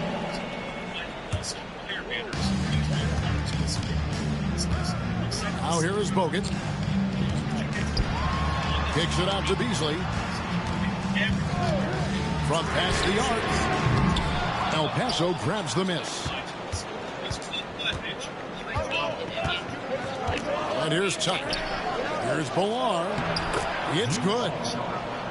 Ular's got 10 points in just the second half. And how about grit and determination in the post? I mean, essential qualities to have late in a close game. El Paso leading by 3. Pass to Ballard. Bobbed up there for Dunn. Loses his grip and clanks the alley-oop jam. So they foul intentionally.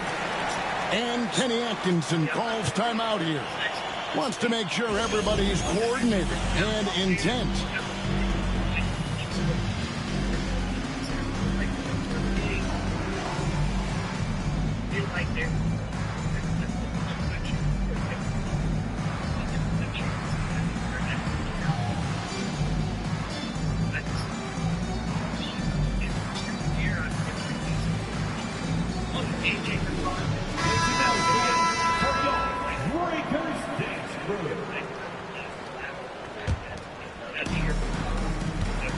They set the pick. For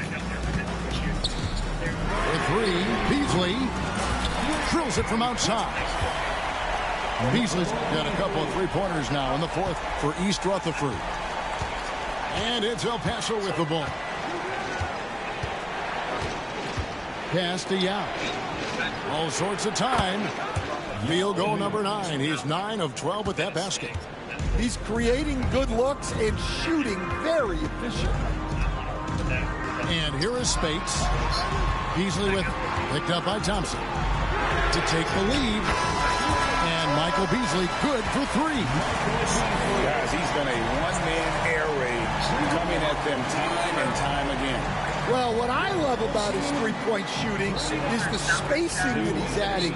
It makes things a lot easier for everyone else. And so it's East Rutherford with the win. That was a fun night of basketball and fabulous finish as they continued to wait out until the very last moment to seal it. And there are so many times when you see these tight games won at home, that advantage. Cinematic walkout reveal. Coming up next, unite stars in my team this year with NBA and WNBA players on the court. Collect players from both leagues. For now, this is Kevin Harlan saying thank you for watching. We'll see you next time. And we can't wait to share what's coming down the pipeline. In case you missed, see what's new in the My Player Builder courtside report. Y'all put that video on the screen if y'all missed that. I broke that entire thing down in deep dive detail. I appreciate y'all watching the video. Make sure y'all drop a like. I'll catch you on the next one. Peace. Unexpected expenses can bring your day to a screeching halt. You can apply at netpayadvance.com for online same-day payday loans. Apply online anytime at netpayadvance.com.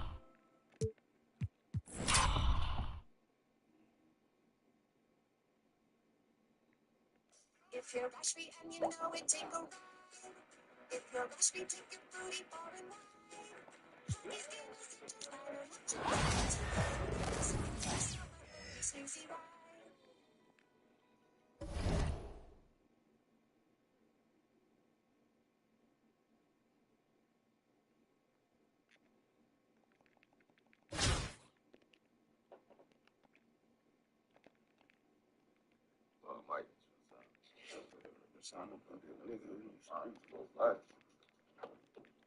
Good morning. Happy Thursday. It's 5:20 in the morning. Your favorite sports show brought to you by Boost Mobile. Boost Mobile, you know the vibes. $25 unlimited nationwide. Man, tap in. Tell them Club 520 sent you. I'm your host. My name is DJ Wills. We got everybody here this morning. We got T. We got Bishop. We got Luke. Fellas, good morning. How y'all doing? Come on, man. Thursday. We got to go back to the throwback buckets, man. The one and only Blake Griffin, 2013. Let's see what my boy was on. Yeah. Oh, the pass. That's crazy. Watch out, Gordon.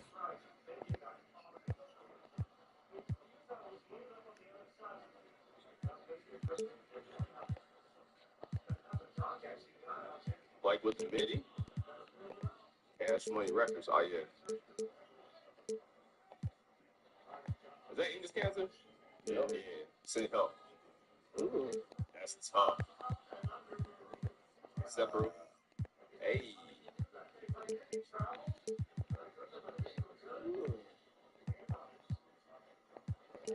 Start it up.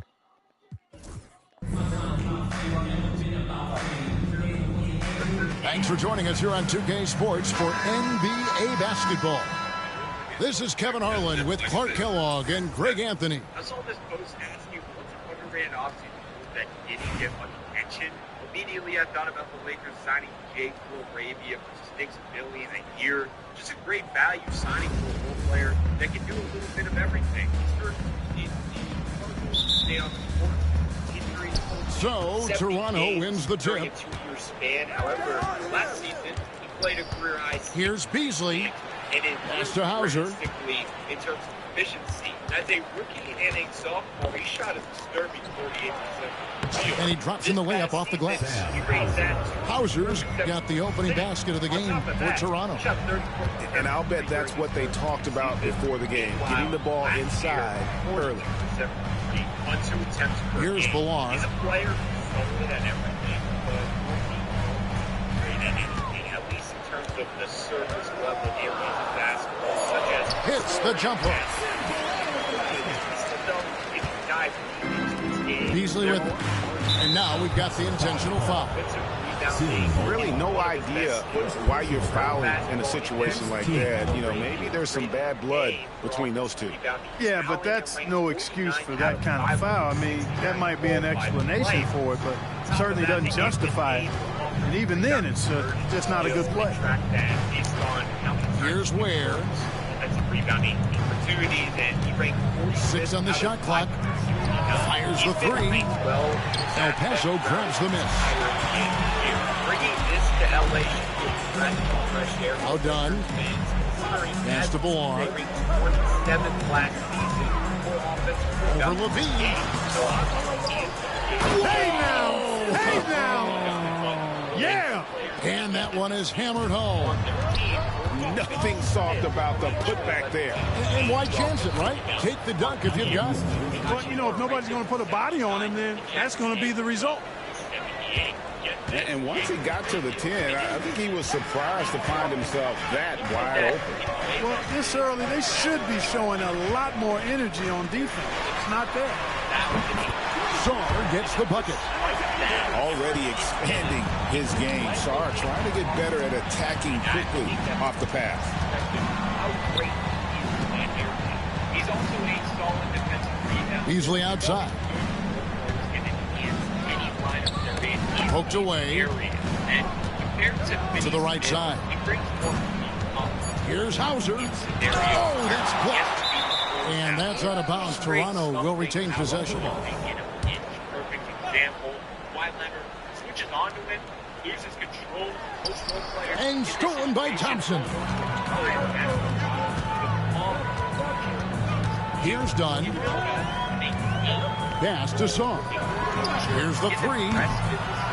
Ball's not loose. There's the 3. Drops in the tray. Sarr's got the lead up to 6 now for El Paso. Well, Sarr continues to develop that three-point shot, hoping to make it a reliable part of his game. And here is Dunn. Pass to Ballard.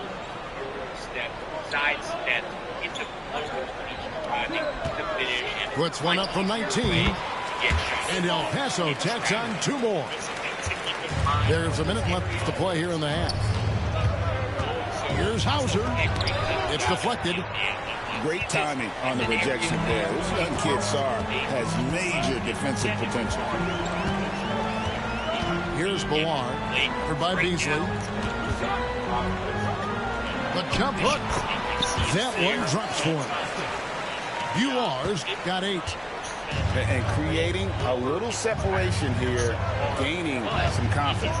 Yeah, you get the sense that they're going to start stretching this lead out a little bit. You can just see the frustration growing on their faces. Nothing going their way. You know, guys, no denying it's been a rough patch here. I think they've got to run whatever is best in their playbook to get a good shot. Outstanding distribution there. I mean, what impressive passing ability. And so Levine will bring it up now for Toronto. Trailing by 13. Plays it up and banks it in. And you can see LaVine's potential as a primary scorer because of how easy he can make it look inside. Pass to Billar.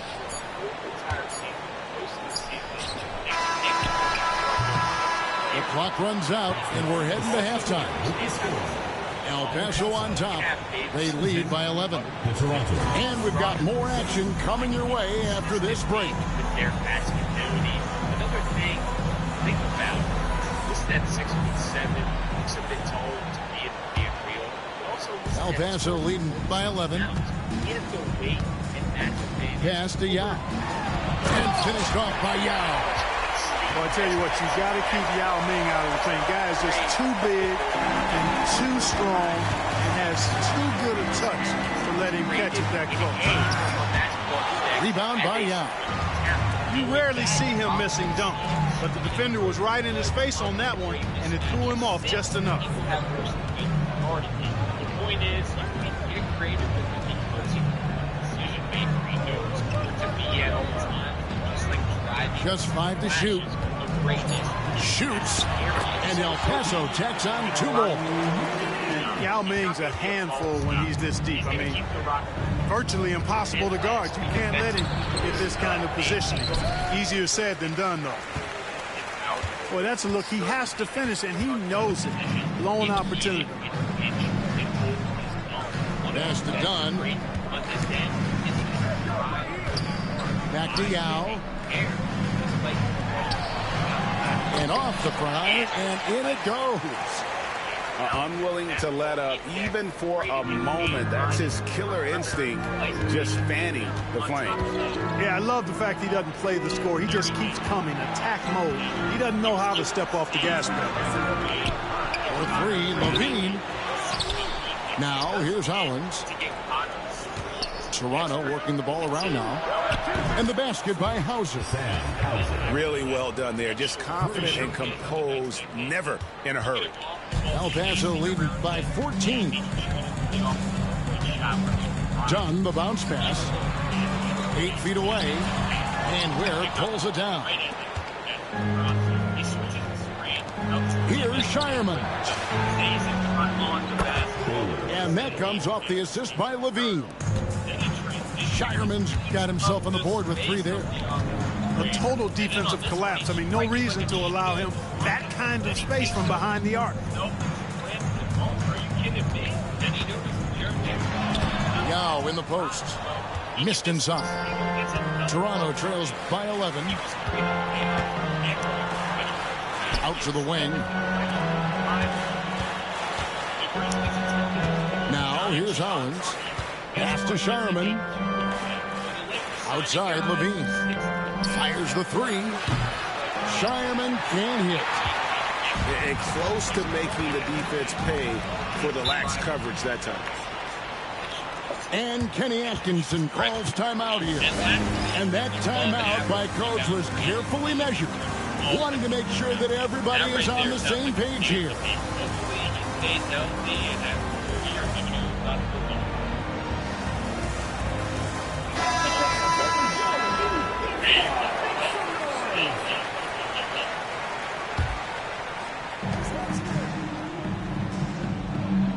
Reddish with the ball.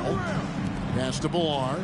One of the teams I'm most excited to watch next season is the Portland Trailblazers, mainly because they have a lot. Shot clock at 5. It falls for the 6th time in 7 tries this contest. That's 86%. And what a competitor. I mean, he's been looking for a shot all game long. He shouldered almost the entire load for them offensively. Here's Billar. The jump hook. And that one off the back of the rim and in. Toronto trails by 15. LaVine for 3. And again, Toronto no up.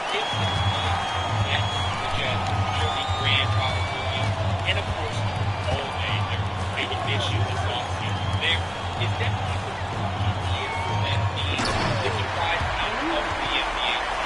I would be shocked if they made the playoffs. And as a Sixers fan, I really envy their fan base for next season because they're in the no expectations hesitation era.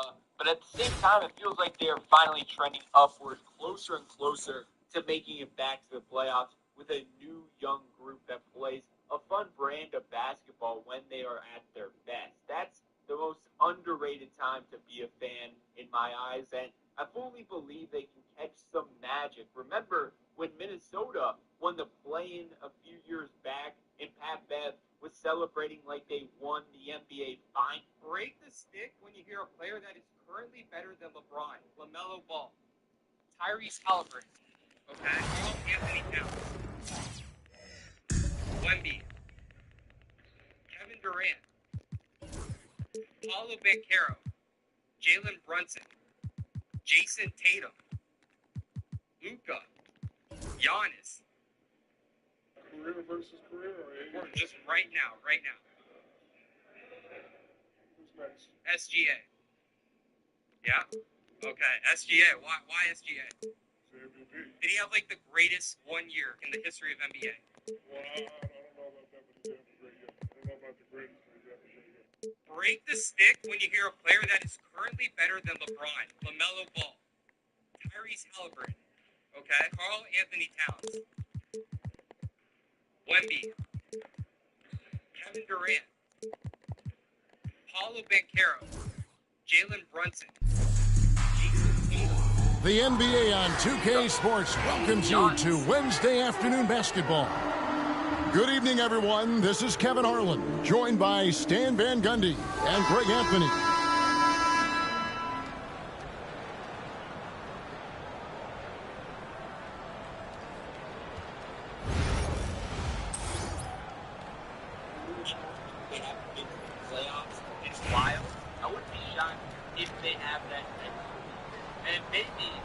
Jackass tripping. He telling us Giannis not better than LeBron right now? What the fuck? What? 40-year-old Bron is better than 33-year-old Giannis. How old Giannis is? I'm saying even 30 yet. I don't think. Is he? Nigga, what the fuck? Jackass tripping, but he put SGA over Bron right now. Okay, cool, I understand that, kinda, but like, bro, Giannis not over Bron right now? Inside. Here's Ballard. Shoots over Holmgren. Ballard's shot is off. And it's Ball penetrating. And Ball slams it in. A magician put the ball in his hands. LaMelo making it look easy. One thing about LaMelo Ball, he can really take over at times, Greg, when he's healthy and playing well. And a lot of that is just his feel for the game. He processes quickly and then has the talent to execute. It's pretty hard to stop him when he's in the flow. Here's Ball. After the basket by El Paso on the other end. Great timing on the rejection there. This young kid, Sarr, has major defensive potential. To the inside. Here's Ballard. And the rejection by Holmgren. And now we've got the intentional foul. You're not sure what that was about. I mean, talk about a brain cramp.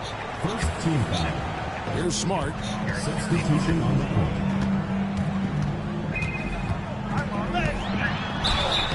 Shooting foul as the whistle blows. He'll shoot 2 free throws.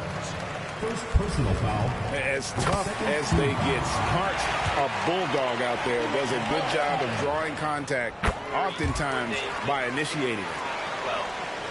I'm sure they don't want to send him to the line. That has to be in their scouting report. And the foul on Marcus Smart. That's his first foul. First personal foul. First team foul. The jump hook. That one dropped for his second bucket. Again, 2 for 4. Here's Anaheim. Odom with it. Picked up by Thompson. Pass to Smart. Whistle blows. Bucket is good, and he'll have a chance at the line to make it a three-point play. For a guy who's still working on his range, love to see Smart attacking on the interior. And that one falls for Smart. And here is Dunn.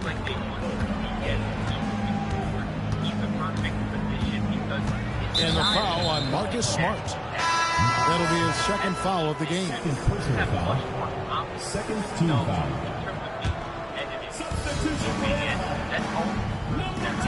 Here's Ballard. Over Ayton. Ballard with the bucket. Bular's got 6 points. Here's Smart. And he elevates for the slam dunk. Chris Dunn did not like that. And talk about putting some extra on it. That dunk was way over the top. Close game or not, he's going to finish firm when he gets the space.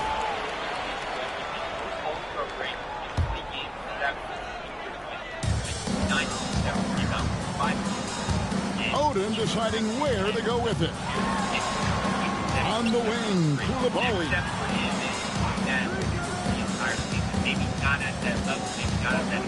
1:21 left in the first half of the game. Here's Stoudemire. Got a hand on it. Now, here's Dunn. Pass to Ballard.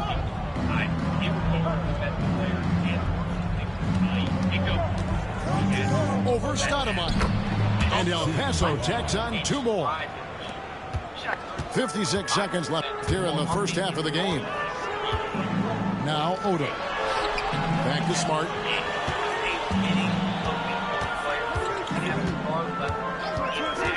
To the paint. Here's Stoudemire. And it's Stoudemire with the jam.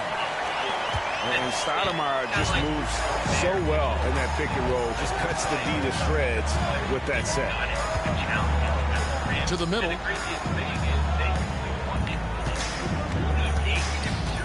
26 seconds left here in the first half. Ballard with the bucket. And those are the kind of nice inside looks they've gotten here in the first half. It's Smart with the drive. And this is where Smart's at his best, being aggressive, going towards the rim. Here's Ballard. And El Paso tacks on 2 more. Yeah, that's a nice dish. A lot of times the best way to put the ball in the right spot is with that bounce pass. Outside Odom. Back to Smart. Gets it off. And that's it for the first half of action. What's been a very close game here. Anaheim leads by 1. We've got more hoops coming your way in just a moment.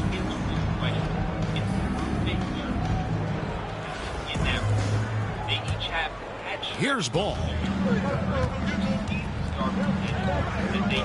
And they go to the intentional foul. Second personal foul. First team foul.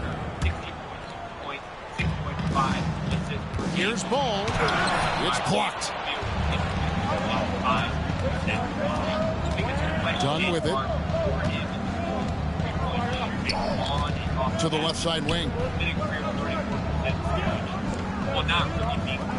Now Yao. Shoots over Holmgren. Yao, good. And good luck creating effective coverage against a 7'6" guy. I'm not sure Yao notices the D inside. Now here's Dunn. Pass to Yao.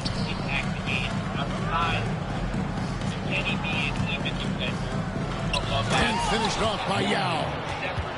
Now check out Yao doing big man things. I mean, this guy's size makes those openings easy picking. And there it is for him. And that's right in his wheelhouse, looking to make an impact when it counts. Well, you know this is when they lean on him, and he delivers with a much-needed score. Now here is Yao. And he gets the friendly spin, and that one drops.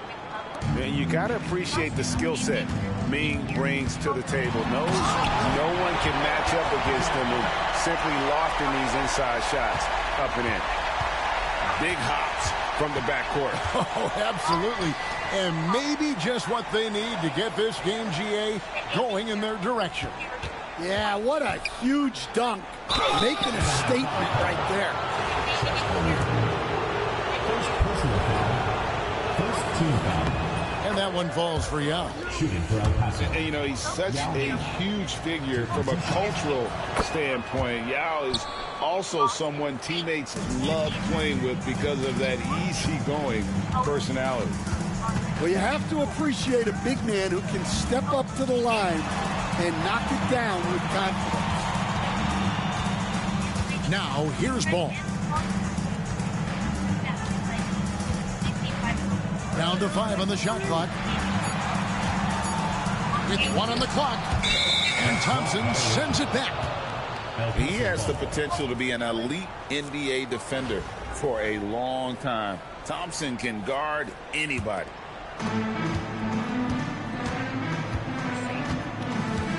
Dunn looking over the floor. And here is Yao.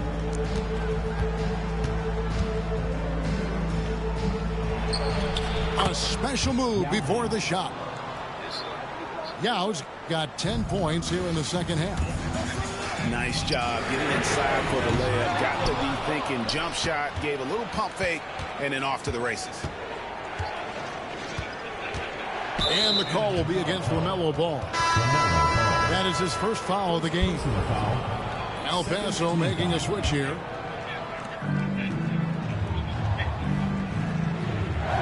Here's Yao. Shakes him. And the rejection by Holmgren. Already set the Summer League record for blocks in his first game. Holmgren, one of the best young shot blockers in the league. Here's Yao. Here's Antetokounmpo. The kick out to Ball. There's the triple. The three-pointer is right on target. And Ball continues to show he can drain threes. The defense must adjust or he is going to keep doing damage. And the call will be against LaMelo Ball. That's foul number 2 for him. Timeout, timeout. And Kenny Atkinson calls timeout here. It's a chance for them to regroup and refocus.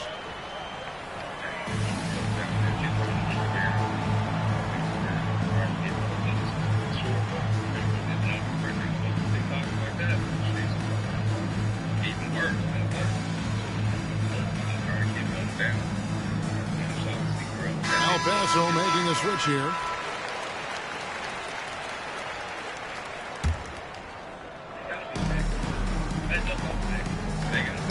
Here's Ballard.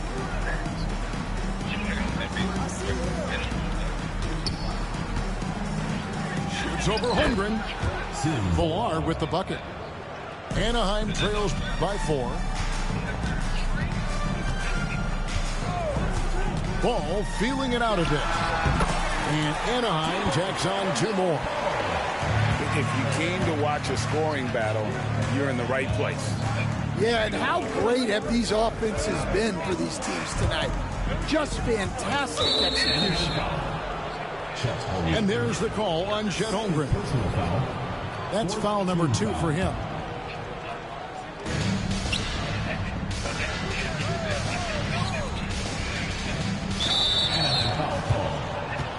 And a moment now to quickly take a look at the offensive approach for El Paso. Well, I love how they're attacking the rim. That will usually force defenses to collapse and open up a lot of outside shots. And also, throughout this game, they have really taken advantage of the defense. I just love the initiative they've shown attacking in the paint. That's just a great pass. Excellent vision to see the open spot in the defense and lead him to the score. Here's Ballard. Gets it to go for bucket number 8. He's taken just 10 shots. And how about the grit and determination in the post? I mean, essential qualities to have late in a close game. Now, here's ball. Pass to Koulibaly. Shot clock at 6. Ball no good. El Paso leading by 4. And out of bounds as Anaheim gains possession.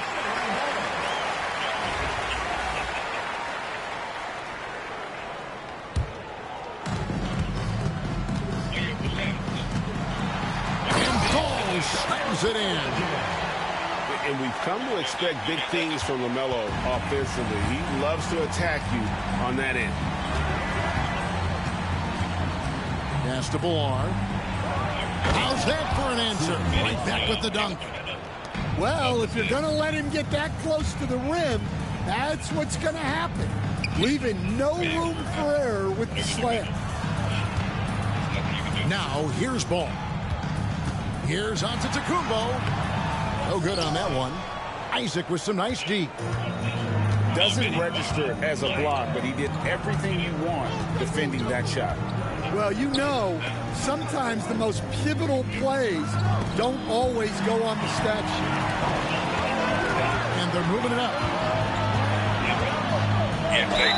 And contact on the shot, so he'll be shooting free throws here. That's on Jonathan Isaac. Third team foul. But how about the attack there from Giannis inside, going right into the defense and still able to get the shot up. So he makes 1 of 2 as the second one misses. You know, you were talking about Giannis. He can put up 30 a game without taking many shots from the perimeter. And that's a tall order these days, especially because he gets double every single time. How about the timing there by Isaac on some of these alley-oops? Very impressive. Great at knowing when to leave the floor and how to finish that lob. And here's Antetokounmpo outside. El Paso leading by 5. Antetokounmpo on the double team. Pass to Yao. Back to Dunn. Holmgren with the steal. Crowder feeling it out a bit. Shot, high post. Bucket is good. And that pick takes the D totally out of the equation. Yeah, you've got to lock and trail hard. You can't allow him a clean look. Now, here's Dunn. Knocks down the 3 ball. Dunn's got himself going there. His first points of the game in the deep ball. Shot by Crowder, no good. Just enough coverage to bother that 3-point attempt. Here's Dunn. Fires from deep. And El Paso, another 3. So El Paso picking up the win. This was a very strong showing for him, Greg. At that time, you average 16, you are hooping. And you average 16 now, you damn near like, you cool. Back then, you average 16, you was hooping. We just ain't check it 15. His fifth year in the NBA is filthy, bro. Oh, yeah, 25 games. I'm just saying the scoring. 27. It's just different. League average at 9. I don't know what I love it. Yeah, I ain't mad at Dame. 17, 19, bro. Yeah, I respect that. Another crazy, like, can we please roll up the clip, man? Anthony Hamilton. This is crazy. They said this is why Charlene was not coming back home. And then for me with this Trailblazers team, bro, if Greg is healthy too, that's a different squad. Him, LA, and Greg. This is how you move between fiat and crypto fast. Step 1, download Kraken. Step 2, boom, look at that. You can on-ramp and off-ramp your funds almost instantly. Step 3, you don't need a step 3. Just get Kraken.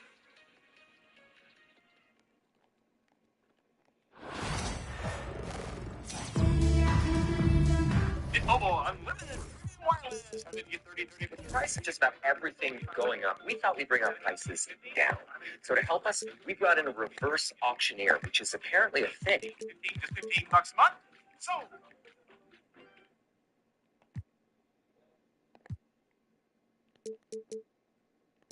They finally put the bitches in the park. Female mod players are now going to be in NBA 2K26, man. I think we got some We got first look at the new park and some gameplay and some other heads to actual my player. And we're going to go over and we'll touch on my team a little bit. Y'all want more NBA 2K26 updates without the throat hugging on the knees? Fly me out, Michael Wang. Be sure to hit the like button, okay? Now look, we got some gameplay, right? We got some gameplay. I know people are gonna be hella mad. Y'all let me know if y'all are creating some mixed snow bunnies with Paige. I don't know, man. Might have to. But look, thanks for tuning in this Wednesday. 2K Sports presents the NBA. It's an indication. This is Kevin Harlan alongside Brent Berry and Greg Anthony. It just doesn't make sense. I know a lot of people be hella mad. I have help grow the game. In every video game, there's females. Grow up, who cares, guys, who cares, all that matters is the game. You want the game to be popping, drop them off the weirdo, you know, Angel Reeves, you can use these, you know, they're going to boost their stats for them to compete with actual NBA players. I know the community's going to be so mad, bro. You know, okay, so we got a little bit of gameplay, the actual gameplay. Here goes. So El Paso will get the first possession. Now done. Pass to Billar.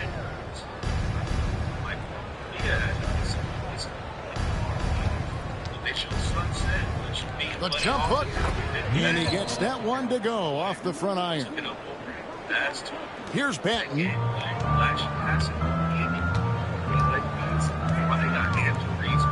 Here's Campbell. Lets the three fly. Bangs home the trifecta. And he likes to get in a rhythm early. Nice triple. Now, here's Dunn. Pass to Billar.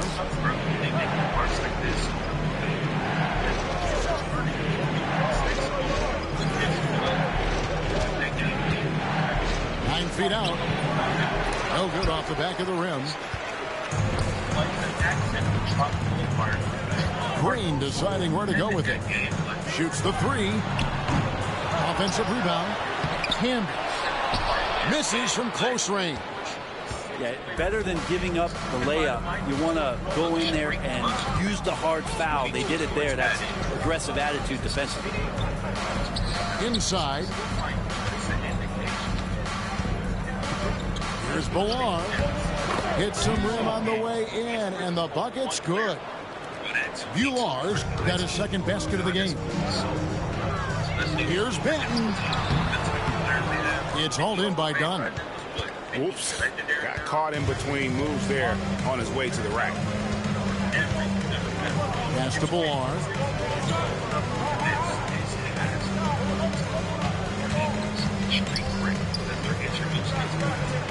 And he drops in the layup off the glass. Villar's got 6 points.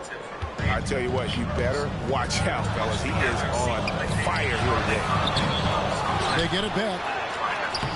And it's Hibbert missing. And here's Dunn. He'll bring it up for El Paso. It's a 3-point game. Pass to Shaw. And a miss there on the triple. Here's Banton. Here's Green. And good work on the boards. They pick up the second chance points. Hard work on the offensive glass. You can see the coaching staff rise up and clap for that effort. Pass to Billar.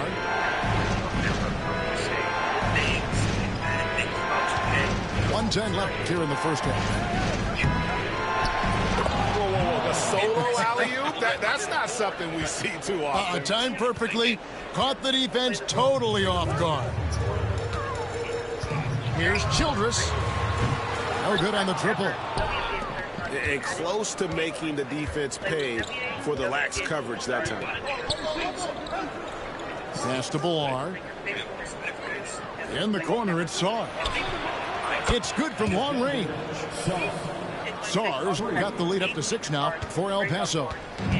Well, Sarr continues to develop that three-point shot, hoping to make it a reliable part of his game. And here's Green outside. Drains the three-pointer. 5 points in the game. Now, what a great option he gives them on every possession. Dunn, wide open, he fires. Trying to answer back, but that three is off the mark. 16 seconds left here in the first half of the game. Shot's good by Banton. Here's Dunn. Scoreless thus far. And a wide open look for Shaw. That's in, coming off an assist from Dunn. Nice answer back there. Love to see the competitiveness. Yeah, both teams finding ways to the three-point line and trying to take advantage from distance. And that'll do it for the first half. A competitive game so far. El Paso leads by 3. We've got more in store for you right after this. It's basically recognizing which is the base now starts to pick any and player free its cat. They got together. They completed it is story, not history. His story to rewrite history. But I mean, it's you get to have a record. Chicago trails by 3, and an intentional foul right there. Yeah, not sure what that was about. I mean, talk about a brain cramp. El Paso making a switch here. There's the 3. El Paso grabs the miss.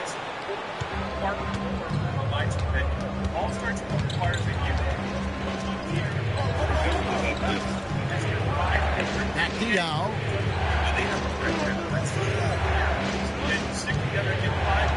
Pocket 6. Pass to Saw. And El Paso, another 3. Already expanding his game. Sarr trying to get better at attacking quickly off the pass. And it's Green missing. El Paso leading by 6. Over in the corner, Reddish. No good from outside. Chicago with the ball. Here's Childress. Drills the three-pointer. Childress has got himself going there. His first points of the game on the deep ball. And that was the right call. When you need a basket, go to the guys you trust the most. Yeah, whether it's teammates or the coaching staff, hopefully a combination of both. But when it gets close, he's getting the ball. Here's Banton. And the wide open shot from Green. Here's Camby. Yao with the block. And you have to appreciate the reach of Means. Superb at putting himself in a good position there to block the shot.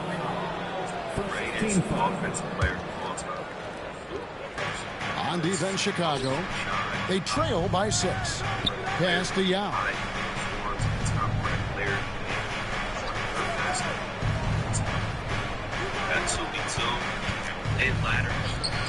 And Hibbert with the block. And they go to the intentional foul. Every weekend, like every person that lives, and Green launches it from deep.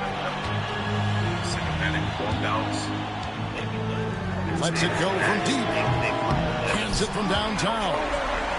Defensively, you can't back off him that much. And you don't want to give up easy threes at this stage of the game. Pass to Bullard. Lobbed up there for Dunn. Hammers the alley-oop through. Oh, phenomenal alley-oop slam there. They are taking advantage of a team that looks lost out there. Here's Banton. Out to the right wing. Some nice ball movement here by Chicago. They get it back. Puts up a deep 3. And here is Dunn. Pass to Bullard. That's in, coming off an assist from Dunn. All night they've asked him to shoulder the scoring load, and he is not disappointed. Here's Childress. Thompson with the rebound. Well, he's a guy they count on to produce from the mid-range. He doesn't miss too many open looks from there. Here's Bullard, covered by Hibbert. Here's Ballard for Hibbert. And El Paso tacks on 2 more. And this is how you want to come out of the half. Prolific and efficient. Well, the thing is they're controlling the pace right now, and if that was the mantra for them at halftime, they've carried it out. There's Green with the 3. And again, Chicago. No good. El Paso leading by 9. Castellano. Tucker with the ball to the left wing. Now here is Yao. Camby covering. And El Paso tacks on 2 more. And this is where you feed Yao because almost no one is going to be able to block it. Shot's good by Banton. Yeah, well done to finish that one off. How done. Castellano. Done outside. Here's Banton to the paint. Camby with it. Isaac picks him up. Launches it. Camby no luck. And here's Dunn. He'll bring it up for El Paso. Now Yao. And finished off by Yao. Now check out Yao doing big man things. I mean, this guy's size makes those openings easy picking. Hibbert. And there's the dunk to finish it off. That is a product of pure effort, guys. I agree, and that's nothing new coming from him, GA. He loves going to work on the rebounding, going to work on the board. Stick with fundamentals there. Shot goes up, box out, or he'll destroy you. Second team foul. And Kenny Atkinson calls timeout here. He's very aware of the timing here and the significance of getting things squared away with his team.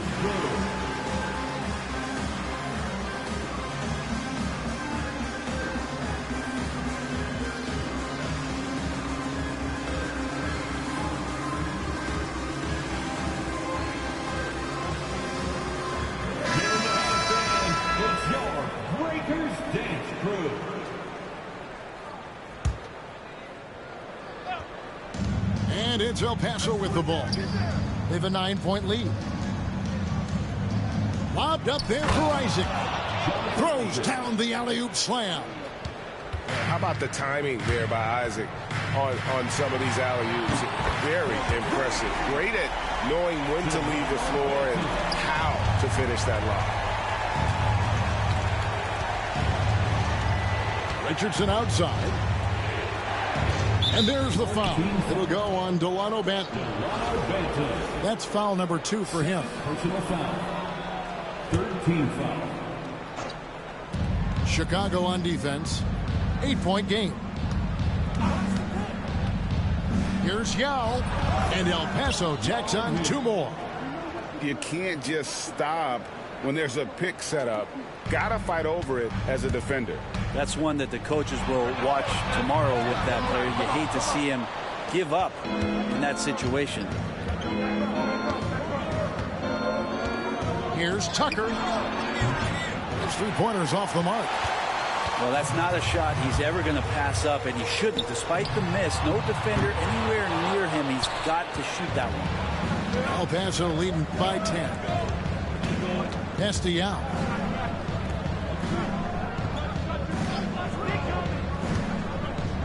And Yao slams it in. And credit the screen for giving him the space he needed to get to the rim. For sure, GA allows him to come in with the sledgehammer. Yeah, well, I settle for the layup when you can attack the rim and rise up like that. 10 finished off by Yao. And he can do a lot more damage to the rim than that when he wants to. Oh, you're right. And with the lead they're enjoying, I'm surprised he didn't put a little something extra on that one. Castellano. An easy 2 points on the layup. Yao's got 12 points here in the second half. So El Paso picking up the win. This crowd was stunned by the manner in which their team was dismantled. You know what? Shocking. I don't. Listen more and talk less. My true purpose is to understand the vision so that I can help conceptualize the goals and we provide that guiding light.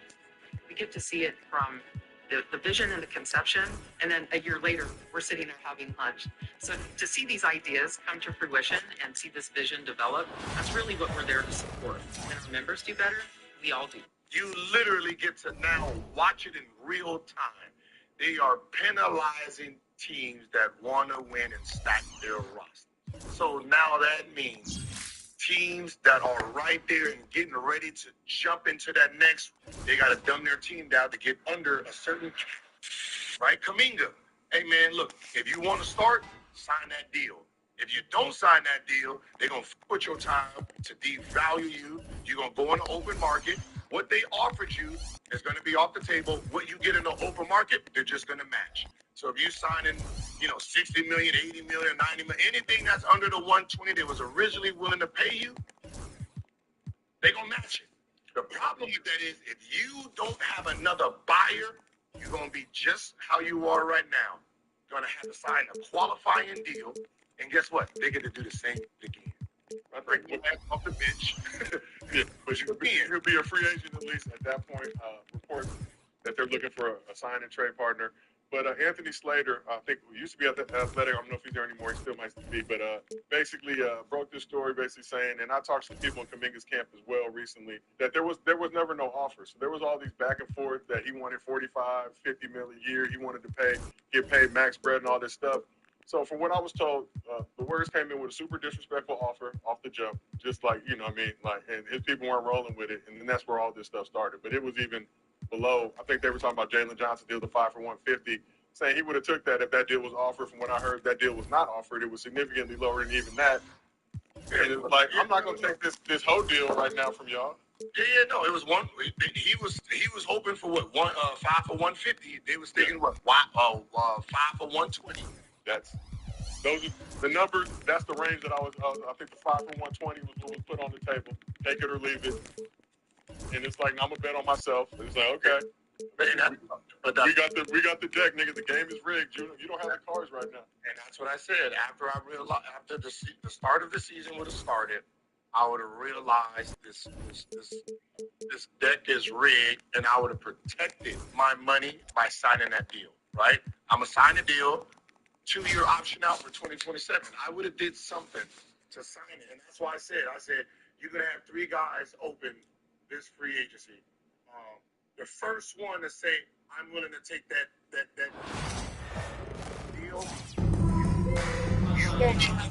The other 2 gonna be miserable because they're never gonna get that money back. So Giddey, if I'm Giddey right now, and they got a 5-year, 95-year, 100, take the deal. Take the deal. Because all that's going to happen is, well, Giddey has more power than them because he's a starter, right? So he can still get his numbers and be attractive next year, right? When you're talking about Kuminga and saying, I'm going to take a $7.9 million qualifying deal, do you really think that they're going to lose an asset for nothing? So I'm going to let you go out there and turn yourself into a max player on my time? Right, so I'm gonna put your time again, right? So this is the business of basketball that nobody likes to look at. They think everything is all peachy. I average 20.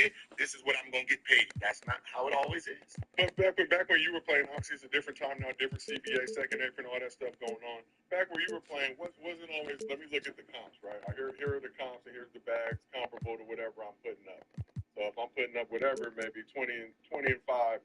This is what 25 is getting paid right now. This is how much I feel like I deserve. Kuminga not at that level. I think he averaged like 15 and 5 last season. Get put in the doghouse. The year before was like 15 and 5. He shot over 50% the first 3 seasons of his career. I think this last season he was under that for the first time. Yeah, shot 53% and 23-24. Shot 45%. So you can see he's getting numbers were down across the board. So they're trying to drive the price down. And now at this point, welcome everyone to the NBA on 2K Sports. This is Kevin Harlan along with Greg Anthony and Brent Barry. Seems like at this point, and that's why we're talking about the Warriors not making a ton of moves. It seems like they're in a handoff right now. They could do trying to get it done. Obviously, it feels like signing trading five is really a true opportunity at this point to keep both sides happy because this dude, you're not going to be happy there. You're already. The second apron is something that it's like anything, right? When something new is coming in, because you don't really understand it, everything's going to fall. Here we go. Right? So now you got Baltimore, they're and so off the tip, it's Boston. You got all these people because they don't know how it's going to affect you. Here's Boda. And he takes that one up and powers it through. Just so fast. I mean, it's like trying to stop a train when he's coming in for the slam. Here's Ballard. The jump hook. He hits the back iron and sinks the shot. Now Spates.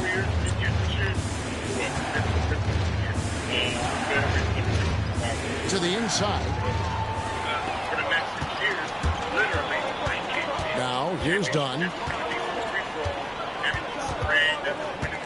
Pass to Ballard.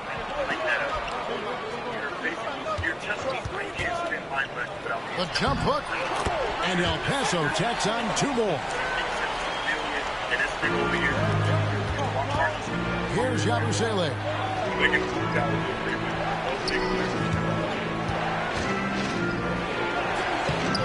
Reddish grabs the rebound.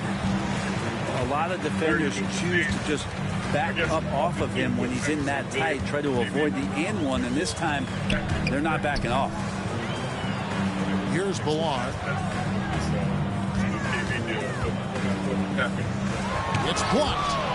And they'll get another chance. And he jams it with authority. And good passing in the paint may be even more important to an offense than great passing on the perimeter. Those are areas where you got to be careful. Now here's Bogut. It's deflected, and they'll keep possession. Pass to Spates. Shot clock at 5. To the middle, and stolen by Dunn.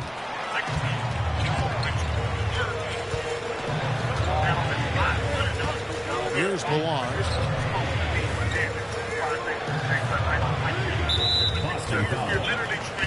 So Boston going with almost an entire new group. First team foul. Coming onto the floor for Boston, Kendrick Perkins. Here's Ballard. He has 6.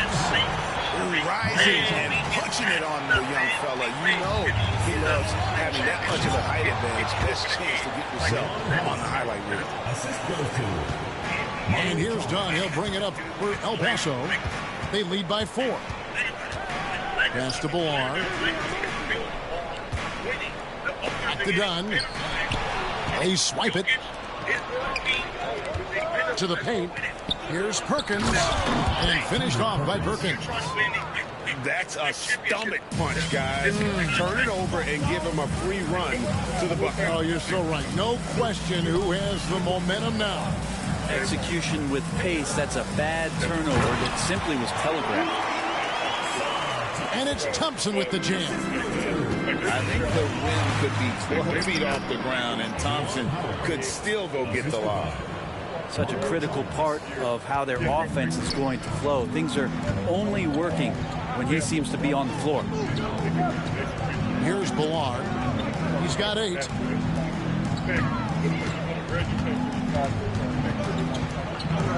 Doubled by Howard. And wrestling for it there, but no one has possession. We'll have a jump ball.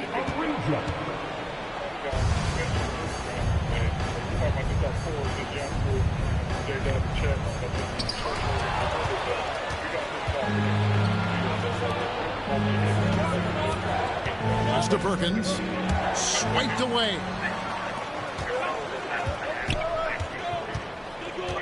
.23 seconds left to play here in the half. This is his first free throw of the game. First personal foul. The free throw drops in for Dunn. And so Dunn nails both of them. At this point, you might as well go ahead and chalk up the points when he's at the free throw line. Pretty much automatic. And he gets it back. Pass to Yabusele. get a discount for Van Williams and tries again. Misses at the rim. Those are chances almost always you can rely on him to get you 2 points, but the D just enough to keep him out of rhythm. So that'll be it for the first half.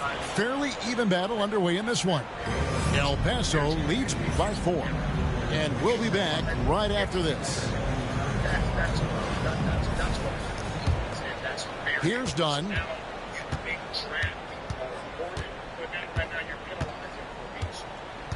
Pass to Yao.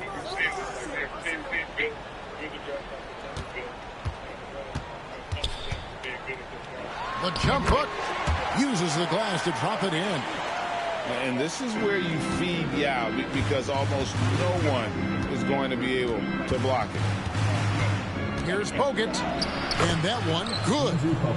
That's an excellent play call to free him up from the defense.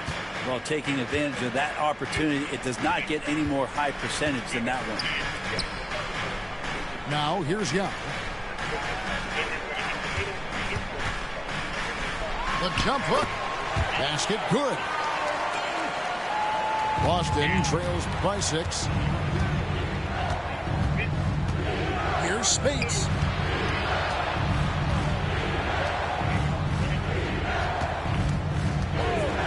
Pass to Bona. Back to Spates. Here's Ball. He just powered that one of the game's top dunkers. And that's out of bounds. El Paso will keep it. Boston making a switch here.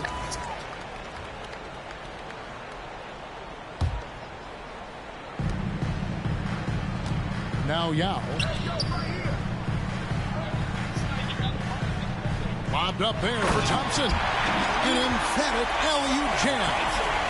Oh, and the lead gets bigger on a ridiculous offensive sequence. That dunk alone would have been spectacular. Never mind it coming at the end of an alley-oop.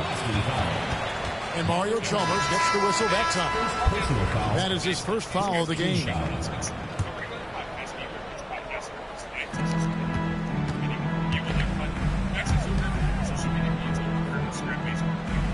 Always going up for the alley-oop here. And Isaac throws it down. Yeah, you got to push Isaac out of the paint. Once he's got that position, he is going to be all over the rim. And I thought that was going to drive. It looked good from here. Pass to Yao.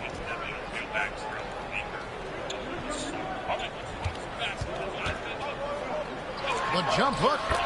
A tad short, but it's good off the front iron. Unwilling to let up even for a moment. That's his killer instinct, just fanning the flame. Yeah, he's the guy that you want to go to right now, trying to put this one away. And didn't do anything fancy there, but didn't need to. Nope, his only concern right now is getting the points on the board. I don't mean style points. Here's Bogut. Isaac with some nice deep. And here's Dunn. He'll bring it up for El Paso. Pass to Yao. And the wide open shot from Reddish. And El Paso, another three. Quick trigger from Reddish there speaks to his confidence. He just let that one fly. They get it back. Fall. And it goes down 2 points. And the rebound and the follow show you what he is all about. Gritty and determined with the soft touch to match. And Kenny Atkinson calls timeout here. It's a chance for them to regroup and refocus.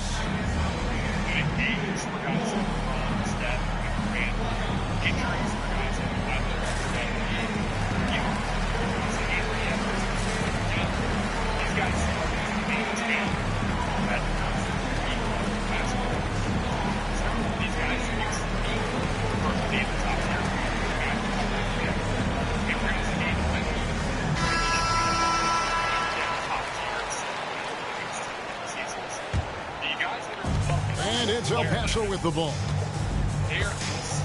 Pass to Brewer. Fires the three. Fall with the rebound. Boston trails by 12. Down low. Here's Aldama.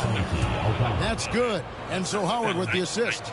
And that tells the tale here today, guys. Throughout this game, they've been able to get the ball in tight and finish. Back to Dunn. From deep. Connects from three-point range. He's just stretching him out. The defense has got to do a better job of staying attached to him. I'm not sure what the defense collectively was thinking there. You got to know where he is at all times. Here's Aldama. Outside Howard. Fall. And out of bounds. El Paso will have it.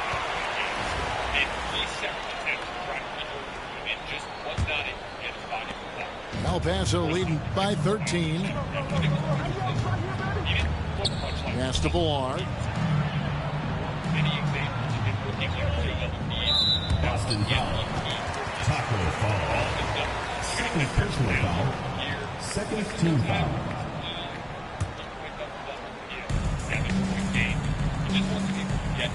Here's Ballard. Shot clock at 6. Fall with the rebound. Boston trails by 13.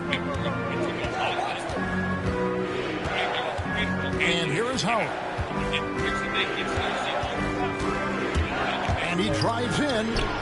And it's sent back by Isaac. Oh, how about the read from the young fella? Isaac is dependable at anticipating when to go for the block. And that's out of bounds. El Paso will keep it. You love the pressure he's putting on them. Almost had that steal. Yeah, pestering right now, and that's going to pay some dividends. At some point, there's going to be a turnover. Here's Spates. Howard trying to free himself up. No good from Spates. El Paso leading by 13. Dunn, the bounce pass. Here's Yao. That's in, coming off an assist from Dunn. I do so enjoy watching a bounce pass executed that perfectly. And it's sent back by Isaac. And that long wingspan of Isaac aids him there in turning away shots, but it's also the timing he displays when he attacks the shooter. Now, here's Yao. It's deflected. And here comes the break. Howard with it. All guarded by Dunn. They get it back. Nice ball movement by Boston. Here's Bona. Pass to Yabusele. To stop the drought. Here's Bogut. And finished off by Bogut. And nobody puts a body on Bogut, and then he makes him pay the price. Dunn, wide open, he fires. Drills the three-pointer. That's one of the best three-point shooters. You've got to try to scramble the Jets right here and get that guy off the sweet spot. And the slam dunk by Spates. Well, how about Spates flexing his power just a little bit there? A great finish. Pass to Yao. On the wing, Brewer. Yao inside. Good for the 5th time in 5 shots. He remains perfect. So El Paso picking up the win. And the outcome of this one was never in doubt. And boy, they really put in a supreme. But he's not very matchup resilient. He has 2 specific issues that cause him issues. Speed. Teams that can really get up and down the floor in transition. Like, I would not feel good about a healthy Sixers team against a healthy Indiana Pacers team with Tyrese Haliburton ready to go. I think they would just run him off the floor. And we saw at many points over the course of the years him really, really struggle with transition attack. He just struggles to change ends just because of his lack of foot speed.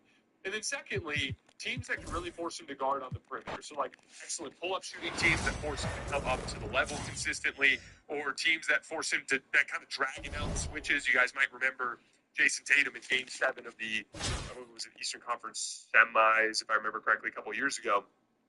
Jason Tatum brutalized Joel Embiid in Game 7 on switches and pick and roll, in the sense that when he's out at the rim, he's one of the top, 5 or 6 guys that you can have in the league. But when he's out on the perimeter, he actually suddenly becomes a pretty bad defensive player. And so there's a matchup resiliency thing with him defensively. I never viewed him as nearly as good of a playoff defender as he was a regular season defender. So that was a big part of why I had him lower. And then on offense, he just was never able to really replicate. So if you guys didn't know, they added all-star team-up to my team. And as somebody who's been asking for all-star team-up back for the longest, this is just like a slap in the face, bro. On 2K's blog, it says, tell your friends my team is the new home of all-star team-up in 2K26. In all-star team-up, you can compete in 10-player, 5v5 co-op games with your friends or random players. These fast-paced games feature 6-minute halves and can be accessed from a portal in Triple Threat Park or from the My Team menu. 6-minute halves? I don't like this idea because majority of people who play all-star team-up, they don't play my team, bro. They buy 2K to play now and all-star team-up. Free modes. They already spent $70 on the game, and not everybody's privileged enough to be buying packs or have enough time to grind for cards because this economy nowadays is crazy too. So just like, this is a slap in the face to everybody who grinded this mode faithfully back then. Now, as a creator, I'm definitely going to adjust and make it work for me and my community, but it just sucks that it has to be this way. Being able to get all-star team-up on launch day and be able to use any player you want off rip was the wave. Now, you have to go into my team. You either got to grind hours for a card you really want, spend money on the VC in order to buy packs for a chance to get your card, which is a guarantee, or back to the grind part and you got to stack up your MT to be able to get the card from the auction house. Whereas all-star team-up and play now, you can just load up and use any player you want. And when I say this, I mean private all-star team-up. I know about player control. That's when you did all-star team-up with randoms and you would rank up and play now online. I'm not sure if that mode is back either. But all in all, I just can't rock with how they took a free mode and put it behind a mode where people have to spend money to get good cards. This is a big L from my eyes. Let me know how you guys feel about it in the comments. So if you guys didn't know, they added all-star team-up to my team. And as somebody who's been asking for all-star team-up back for the longest... Welcome, everyone, to the end. On 2K's blog, it says... NBA on 2K Sports. I'm Kevin Harlan, joined by Brent Barry and Craig Anthony. Jump shot becomes super streaky. He was always more of a jump shooter than he was like a short-range scorer. Like guys like Jokic, they use their body to get closer to the basket. They lean on hoops and floaters more than they lean on jump shots. Like you'll very rarely see Jokic take a mid-range jump shot unless he's up against the clock, right? Or like it's dead wide open and it will break the offensive rhythm to dribble out of it. Embiid hunts those opportunities, and if they don't go in a super high clip, it ends up neutering his. So El Paso will get the first possession. And there is a proven way to have success against Done with it. in the postseason by doubling Pass the ball on. specifically from behind. They doubled him from his blind side. He consistently struggled. For his career, he has 18 more turnovers than assists in the postseason. That's another Buries it down low. So and that's what the pump fake's there for. Get your man off his feet and drive right around him. Because of those limitations when he got to the post. And they call the foul, so he's got the and one chance here to make it a three-point play. And an efficient start here offensively, working it inside for the easy two. Chicago shooting their first foul of the game. Now, here's Dunn. Than a healthy Bucks team, and so there's some potential there. Pass the ball on. All stars align as to come together for a vote of redemption. I saw the article about puts it up from 7, and El Paso tacks on 2 more. I hope he can get right, and I hope that we can watch Noel play in some big Johnson surveying the floor. But in the meantime, I think they kick it out to Green. Last guy today, here's a quick show today. Number 13 to Johnson, and stolen by Dunn.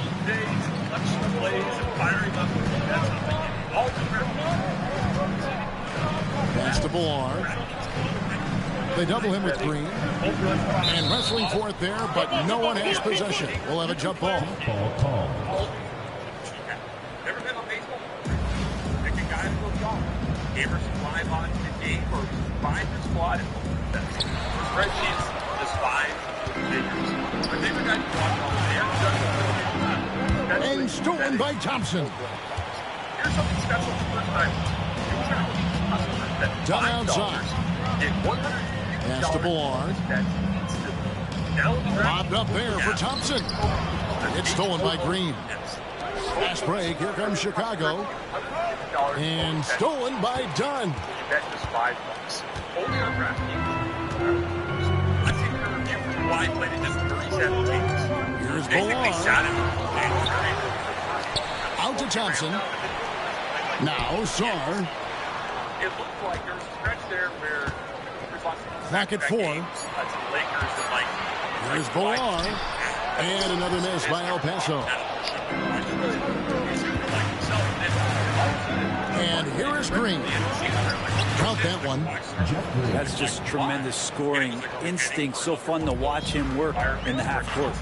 Suddenly in the playoff series, it looks like he might be the best player in the world. Pass to Bolar. The bad news is that even though For Howlands. And the basket good. A bank shot that time. Viewers got 6. It was all the first year that I can remember where a healthy fly. Here's Mitchell. Thompson with the rebound. Right there, the defender clearly trying to inhibit a fast break. I think that's a transition take foul. He's getting his first free throw attempt of the game here. So it's both teams making substitutions here. He was that classic robot clock. And it's El Paso with the ball. His numbers those 3 playoff runs are insane. 30 points, 8 rebounds, Now 5 Yao. assists, Pass to Sarr. Wants to get it to Reeves, and does. I always remember what it was like watching him in those games. Here's Green. Like he was every bit Back as to good as the very best Pokusevski. players. That was the upside that we're all looking to when we discuss it. It's blocked. If Kawhi can stay healthy, he can be the best player in the playoffs. Now here's Dunn. El Paso shooting their second and third free throws tonight. The free throw drops in for Dunn. And good on the second, so he makes them both. Well, when he gets into a groove at the free throw line, it doesn't just last for tonight. This might be 2 weeks, 2 months, something like that. Here's Reeves. Good work defensively by Yao. And that was almost a block. Still did enough to alter the shot. Yeah, altering the shot, just as long as there's a miss, that kind of energy not wasted. Now here's Yao. Over Reeves. And the basket by Yao. Yao's got the lead up to 6 now for El Paso. This is why they get Yao the ball inside. He's basically unguardable this close to the rim. Pokusevski with the bucket. Remember when big men shooting threes were as rare as a Sasquatch? Now those big guys are everywhere. He's shooting free throws, number 4 in 5 here. Game set, elimination, everything on the line. 6 for 13, 22 points, 5 rebounds, 2 assists. And there's context. And so Dunn nails both of them. Kawhi in that series. At the same time, Kawhi did a really poor job of managing Horry with it. and solving himself. Over Thompson. And he got that one up in time, but doesn't go in. So that'll be it for the first half. Fairly even battle underway in this one. El Paso leads by 5. We'll get right back to the action when we return.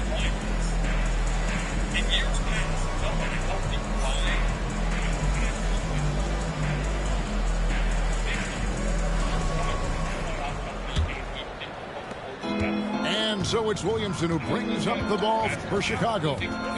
It's a 5-point game. With the crossover, can't get the layup. And here is Dunn. Pass to Yao. Here's Sarr. Three-pointer. Good on the three-point shot. Sarr's got himself going there. His first points of the game on the deep ball. Here's Benton. Rebounded by Tucker. El Paso leading by 8. Done outside. Here's Yao.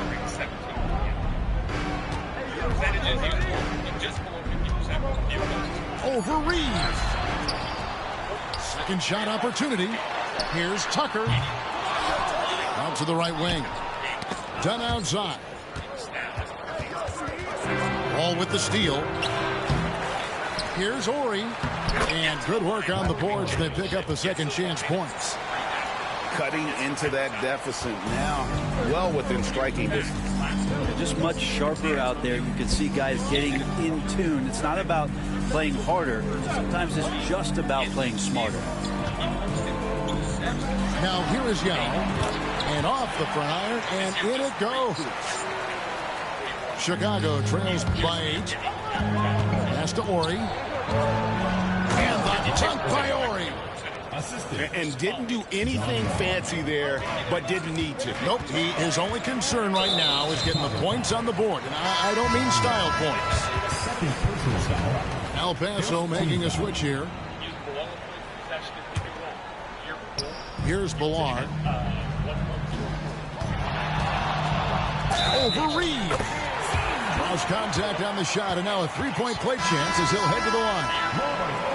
Yeah, outstanding job there of taking the harm and still able to finish.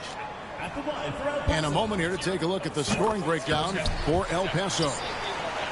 They've been the better team on the post all game long. Whenever they've worked it in low, they've been able to find success. Well, we've also seen them being very aggressive down in the paint. All game long, they've been hunting down those inside points. And it's Williamson missing. Outdone. Pass to Ballard. Down low. And stolen by Ori. Fast break. Here comes Chicago. Here's Banton from 15 feet away. No one near the wall as he lets it go. That three off the mark. El Paso leading by 9. Here's Ballard, covered by Williamson. Lobbed up there for Dunn. An emphatic alley-oop jam. Oh, phenomenal alley-oop slam there. They are taking advantage of a team that looks lost out there. Banton. And it's blocked. Sharp defensive instincts from the rookie. Sarr using those long arms to knock that one away. Here's Ballard. And he's fouled pretty hard on that shot, but he's got the chance to pick up the points at the line. It's going to be on Zion Williamson. And the first one drops. Several teams changing it up here. Taking 2 shots. And that's good as he hits both of his shots. Chicago trails by 13. Pass to Pokusevski. Off the run. And it's sent back by Isaac. Now, here's Dunn. Ballard with the bucket. Well-rounded effort, and they show no signs of letting up. Coaching staff probably most proud of the effort of this team on both ends of the floor here tonight. Now, here's Dunn. Jeff Green missing his last shot. And the whistle blows. It's going to be on John Wall. That's his third foul of the game. Chicago making a switch here. On defense, Chicago. Down by 15.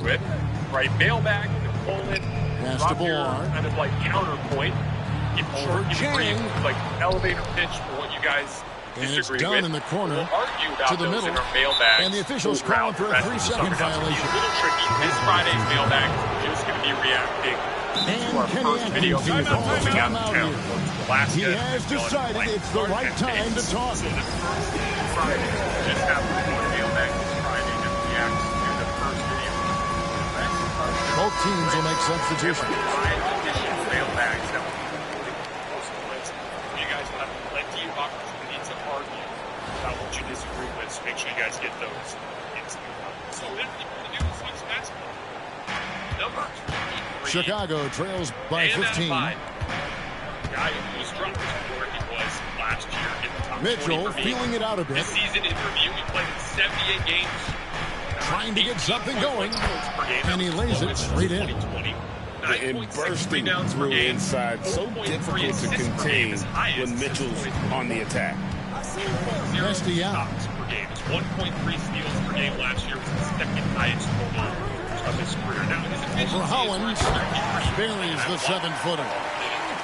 Another good play. This is how they built the lead, calling on the right guys at the right. A team showing up here, running plays that turn into scores.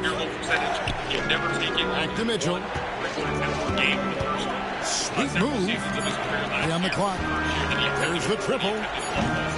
Rebounded by Tucker. And here's Dunn. He'll bring it up for El Paso. They lead by the biggest margin of the game, 15 points. Pass to Yao. Since his rookie season. He's had 3 straight years, 2020 to 2022, in the past. Lobbed up there for Dunn. Takes the alley-oop pass and dunks it down. Oh, such a beautiful pass to set that one. Yeah, the pass might have been pretty, but the finish was angry. Now, here's Green. Kicks it out to Mitchell. Oh, what a great finish as he gets bumped on his way up. He'll go to the line and try to tack on another. That was just a perfect possession, getting it in tight for the high percentage shot. El Paso leading by 15. Done outside. Here's Ballard. He used to just be better. You have got to be kidding. Talk about taking things in your own hands. To the paint. So for whatever reason, Winslow. I really don't have an explanation. He just has sinks that one from the post. Recreate. Winslow's got his first basket. Elevate from there to that next level. Here's El Paso. It kind of came to the surface, if you guys remember, as an issue for Bam. Pass to Ballard. Series against Denver. He was consistently getting quality short-range looks. Layups a little bit further away from the rim. And yep, finally drops after rolling around the rim. UR's got 11 points here in just the second half. They were the kind of shots that were opening their offense. Mitchell left side. It's not just on Winslow with it. On layups, it's been nice move. He shot just another shot. Last year on layups. Pass to Green.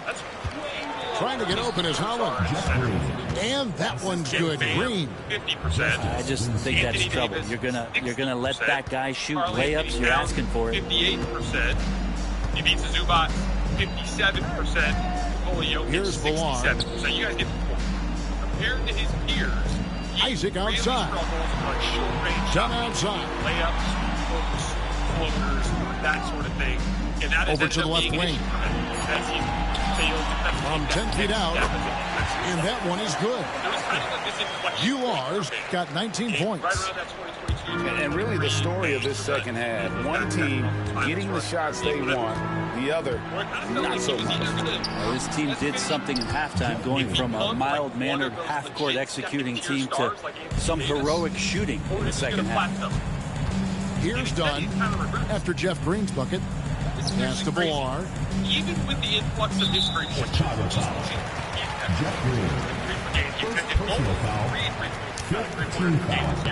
and he knocks down the first one. So El Paso picking up the win. This game may... They ask you to do the commercial too. Yeah, they did. But my only line was bet like a season. We are back. Now, 2K did drop a lot of excellent defense. Potency from an offensive standpoint as well. They were. Supplement with you guys because I think it could translate into the park. So, next. Another 21 nigga. You got 4 turnovers. 1 assist. My career and NBA. Next week is our biggest news drop. We're getting so much. 9 for 9 at the free throw line. Send me to the fucking line. Let's talk about a little bit of what I thought from the My Team trailer could go into the park. And the first one is that My Team now is going to have WNBA players in them for the first time ever. That, of course, got people like Joe Knows saying that means female My players too.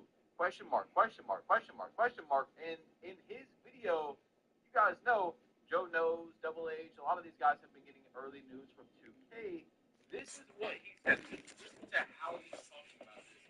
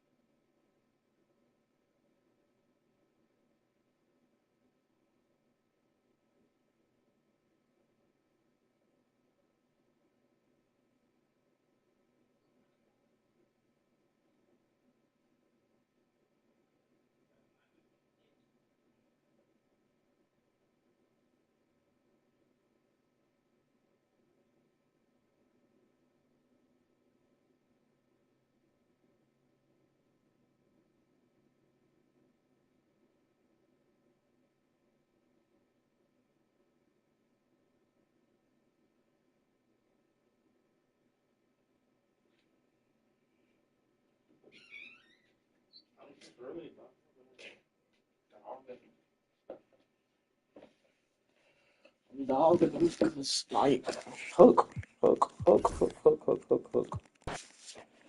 I shoot at least his 70 on hooks, bro. Again, it's just speculation. But I feel like if they're combining the men and women in the My Team, there's a very good chance they're doing that in the park. I'm not going to lie. I feel like that almost pretty much confirms there is going to be female My players in 2K26. I mean, Joe knows, Double H, these guys, of course they're going to have inside information from 2K if they're getting the news and stuff early too, right? Like they got some guys there that's feeding them some info. So I don't know for sure, but that does sound a lot like it. Now, this one from the My Team was interesting, okay? So there's a streak buster. So when you beat a win streak, a 3-game win streak, a 5-game, a 10-game, you got to see there's different rewards. Up to 15-game win streak, you're going to get rewards. I think that could easily be in the park. People have been talking about it for years. So now that it is in My Team, I definitely see it being in the park as well. So that would be interesting once we get that news pretty soon. Now, there is also All-Star Team Up. I don't think this one's going to correlate into the park, but I wanted to show you guys because people have been asking for All-Star Team Up for a while. I told you, we're not talking about my team for very long, okay? But this one, there's like park cards in My Team, and I'm kind of scared that park cards are going to come back in the park because you see instantly be on a win streak, evolve a player, all these types of things. So I don't know for sure, but that kind of does scare me because park cards, I did not like them back in the day, and most people didn't. Now, look, we have Sunset Beach coming back. It is new lighting and stuff for the Triple Threat My Team Park. So you get to see the first look of the new lighting that they were talking about, by the way, that we're hopefully going to get in our My City Park or whatever they call it. So I just wanted to show that to you guys as well. And we also seen a Victor Wembanyama 7'4" build, 25 speed, 25 agility, 25 speed with ball. I think a lot of people are overreacting to 1 inch difference. Like now you can make 7'4" in the park. And they're like, oh my God. In some places, like a 7'4" post score on the 1v1 court is probably going to be pretty good, but they're going to be really slow most likely. And then for hitting legend in my team, you do get a hoodie Melo card. So that's all I've got to say about my team, okay? I just want to tell you guys things that I thought could translate over into the park, possibly, plus, you know, one or two other things that are just, I thought was interesting news, okay? So, J-Mac, everybody has been talking about the builder for 2K26, how it's probably similar, or they're breaking down builds and showing you comparisons. Well, J-Mac made this very interesting video. We showed him in the last one as well. Big builds got buffed, and small builds got nerfed in 2K26.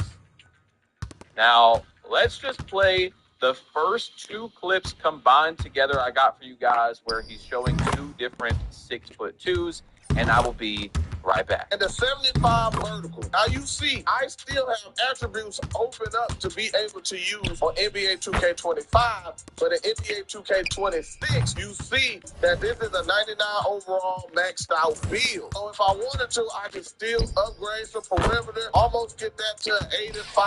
I can go some more free throws. You can put some more standing dunks on the build, just by a little bit. But you can see the difference that they nerfed when it comes to the 6'2". And then listen, you can put more block on there or just a little bit on each. You know, it's just a lot of stuff that you can do extra on these builds. You can take that 87 down and now you can update your block. Pretty much max out your block, max out your interior. But we ain't gonna get into all that. But y'all just see, these 6'2" have been nerfed in NBA 2K26. So people are, of course, thinking big builds are going to be so amazing in 2K26, and they might really be. You know, like 6'6s, 6'7s. They definitely could have got a buff. We're going to show that in a minute. But then he also did show, for the people that make small guards and are worried, a 6'1", like the Kyrie and the Currys, and those builds got a very slight buff to their attributes as well.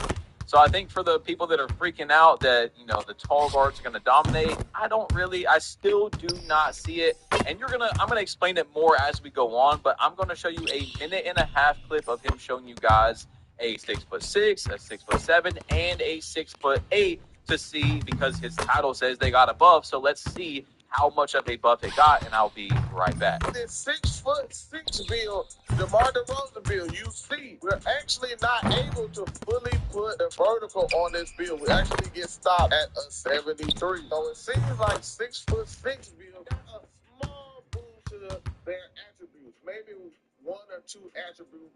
But if you see, if I go to the free throw, it maxes out with just one free throw. We know how cheap usually free throws are. But now we're going to move up to the 6'7" point guard Magic Johnson build. Now this is a 6'7" PG, by the way. And when I upgrade the stats for this build, you see the vertical actually are 10 attribute points down. We're only able to get to a 56 vertical on this build. And then if I upgrade it to the free throw, you see I get to a 78 free throw. So it seems like we're probably like 9, a little bit more than 9 attributes buff for 6'7" builds, at least for the lower attributes of vertical, even though vertical does cost a bit for 6'7" build. Now this is the final one. This is the one right here, the Carmelo Anthony build right here. Now this build is at 6'8", 240 pounds, 6'9" wingspan. So we about to put this one in it for the last one to show y'all what the differences is on the 6'8". Now for the Carmelo Anthony build, you see for 6'8", we actually are a couple attributes shy of being able to get that 65 vertical. Now again, we know vertical costs a little bit more for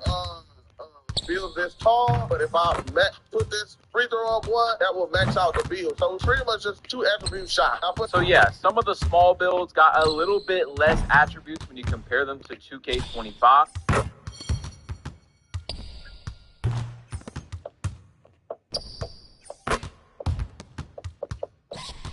1-800-CONTACTS.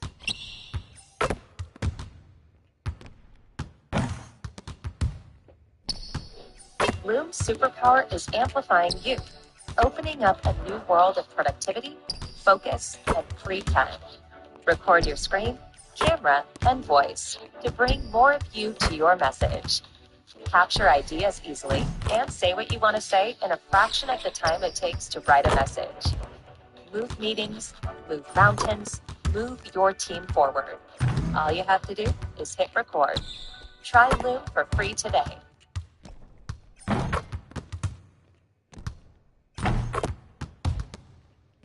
And then some of the tall builds got a little bit more, but there's nothing significant there.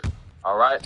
What we need to hope for, again, is that we just do not have one height in one position like 2K21 Next Gen that immediately ruins the builder for the entire year. It wasn't meant to be like that, okay?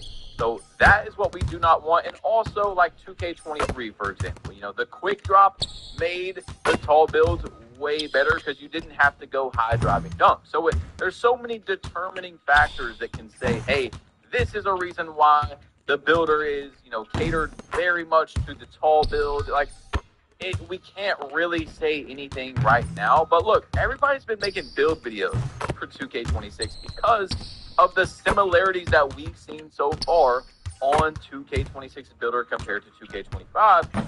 A lot of YouTubers, right? And 19, my boy 19 on Twitter said, everyone dropping build vids and the game ain't even out yet. I respect the hustle, but damn. All right, so look, you guys have not seen me make a build video, a dedicated video where we're going, okay, this is off the news we have and what we've seen from the 2K26 builder. It should be pretty similar to 2K25. Here are some builds that I'm thinking about, stuff like that. I'm not going to do that unless we get a lot more information, which we will be pretty soon from the events and all that. But I'm not making a dedicated, you click on, you're seeing builds the entire video. However, you didn't even know, I didn't market this to you as a build video, that I do want to look at one 6'2", where I hopped into 2K25 builder with the information we have so far, the 3 max plus 2s, the 3 max plus 1s, and the build specialization. All right, I'm going to get into a live commentary where I open up this build. I just want you guys to tell me if you think small guards are going to be useless in 2K26, because I just do not see that. But let's hop into the live com. All right, so here's the 6'2", and I also cooked up a 6'6". You guys let me know in the comments if you want to see that as well. But this 6'2", I'm going to tell you before we hop into it, is based off of 7 cap breakers.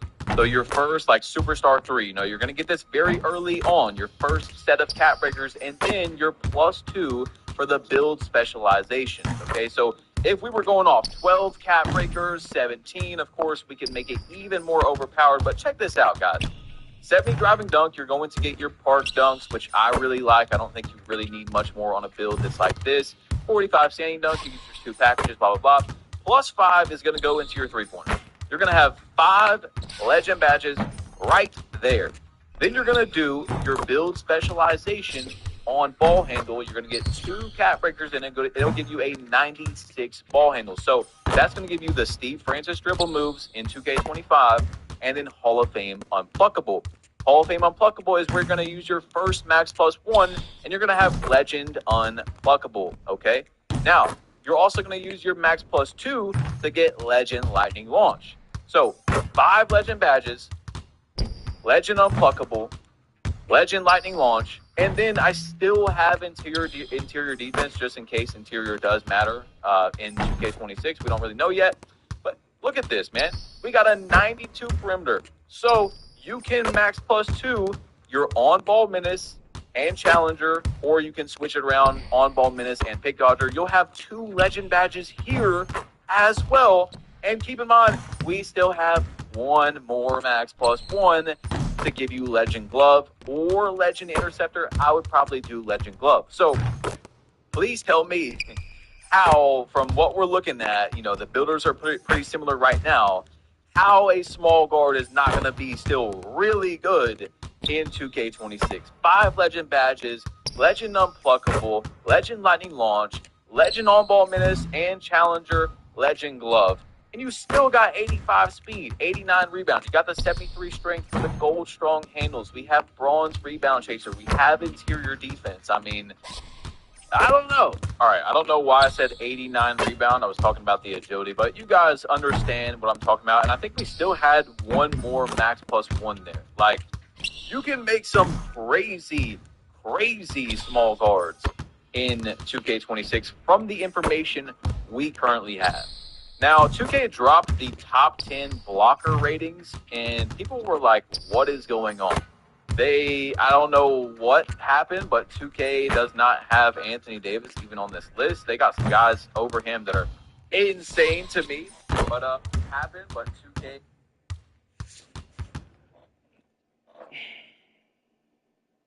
Yeah, this looks accurate. Isaac was sitting shit. Oh, Boga. Yeah, he was a defensive stud.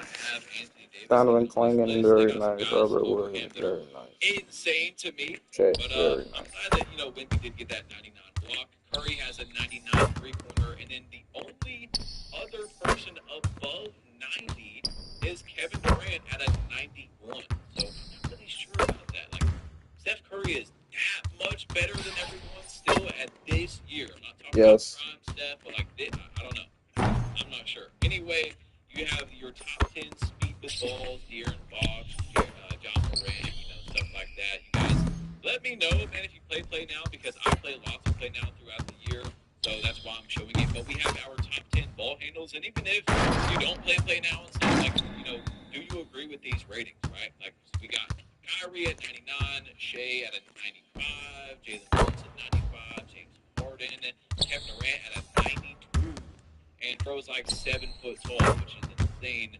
So now you got your top 10 steals, Alex Caruso, Dyson Daniels, Scottie Pippen Jr. What's he still leading? Why? All these types of players, you guys just let me know if you agree with these at all. But Shea is in like all of these, which is insane. He's not like at the top, but he's in like all of these, bro. It's crazy. Top 10 mid-range shots, he's there at a 97. Jokic 98, Kyrie 98. So Nembhard, man, that's insane. Bro is a absolute sharpshooter, like in the playoffs. He was going crazy.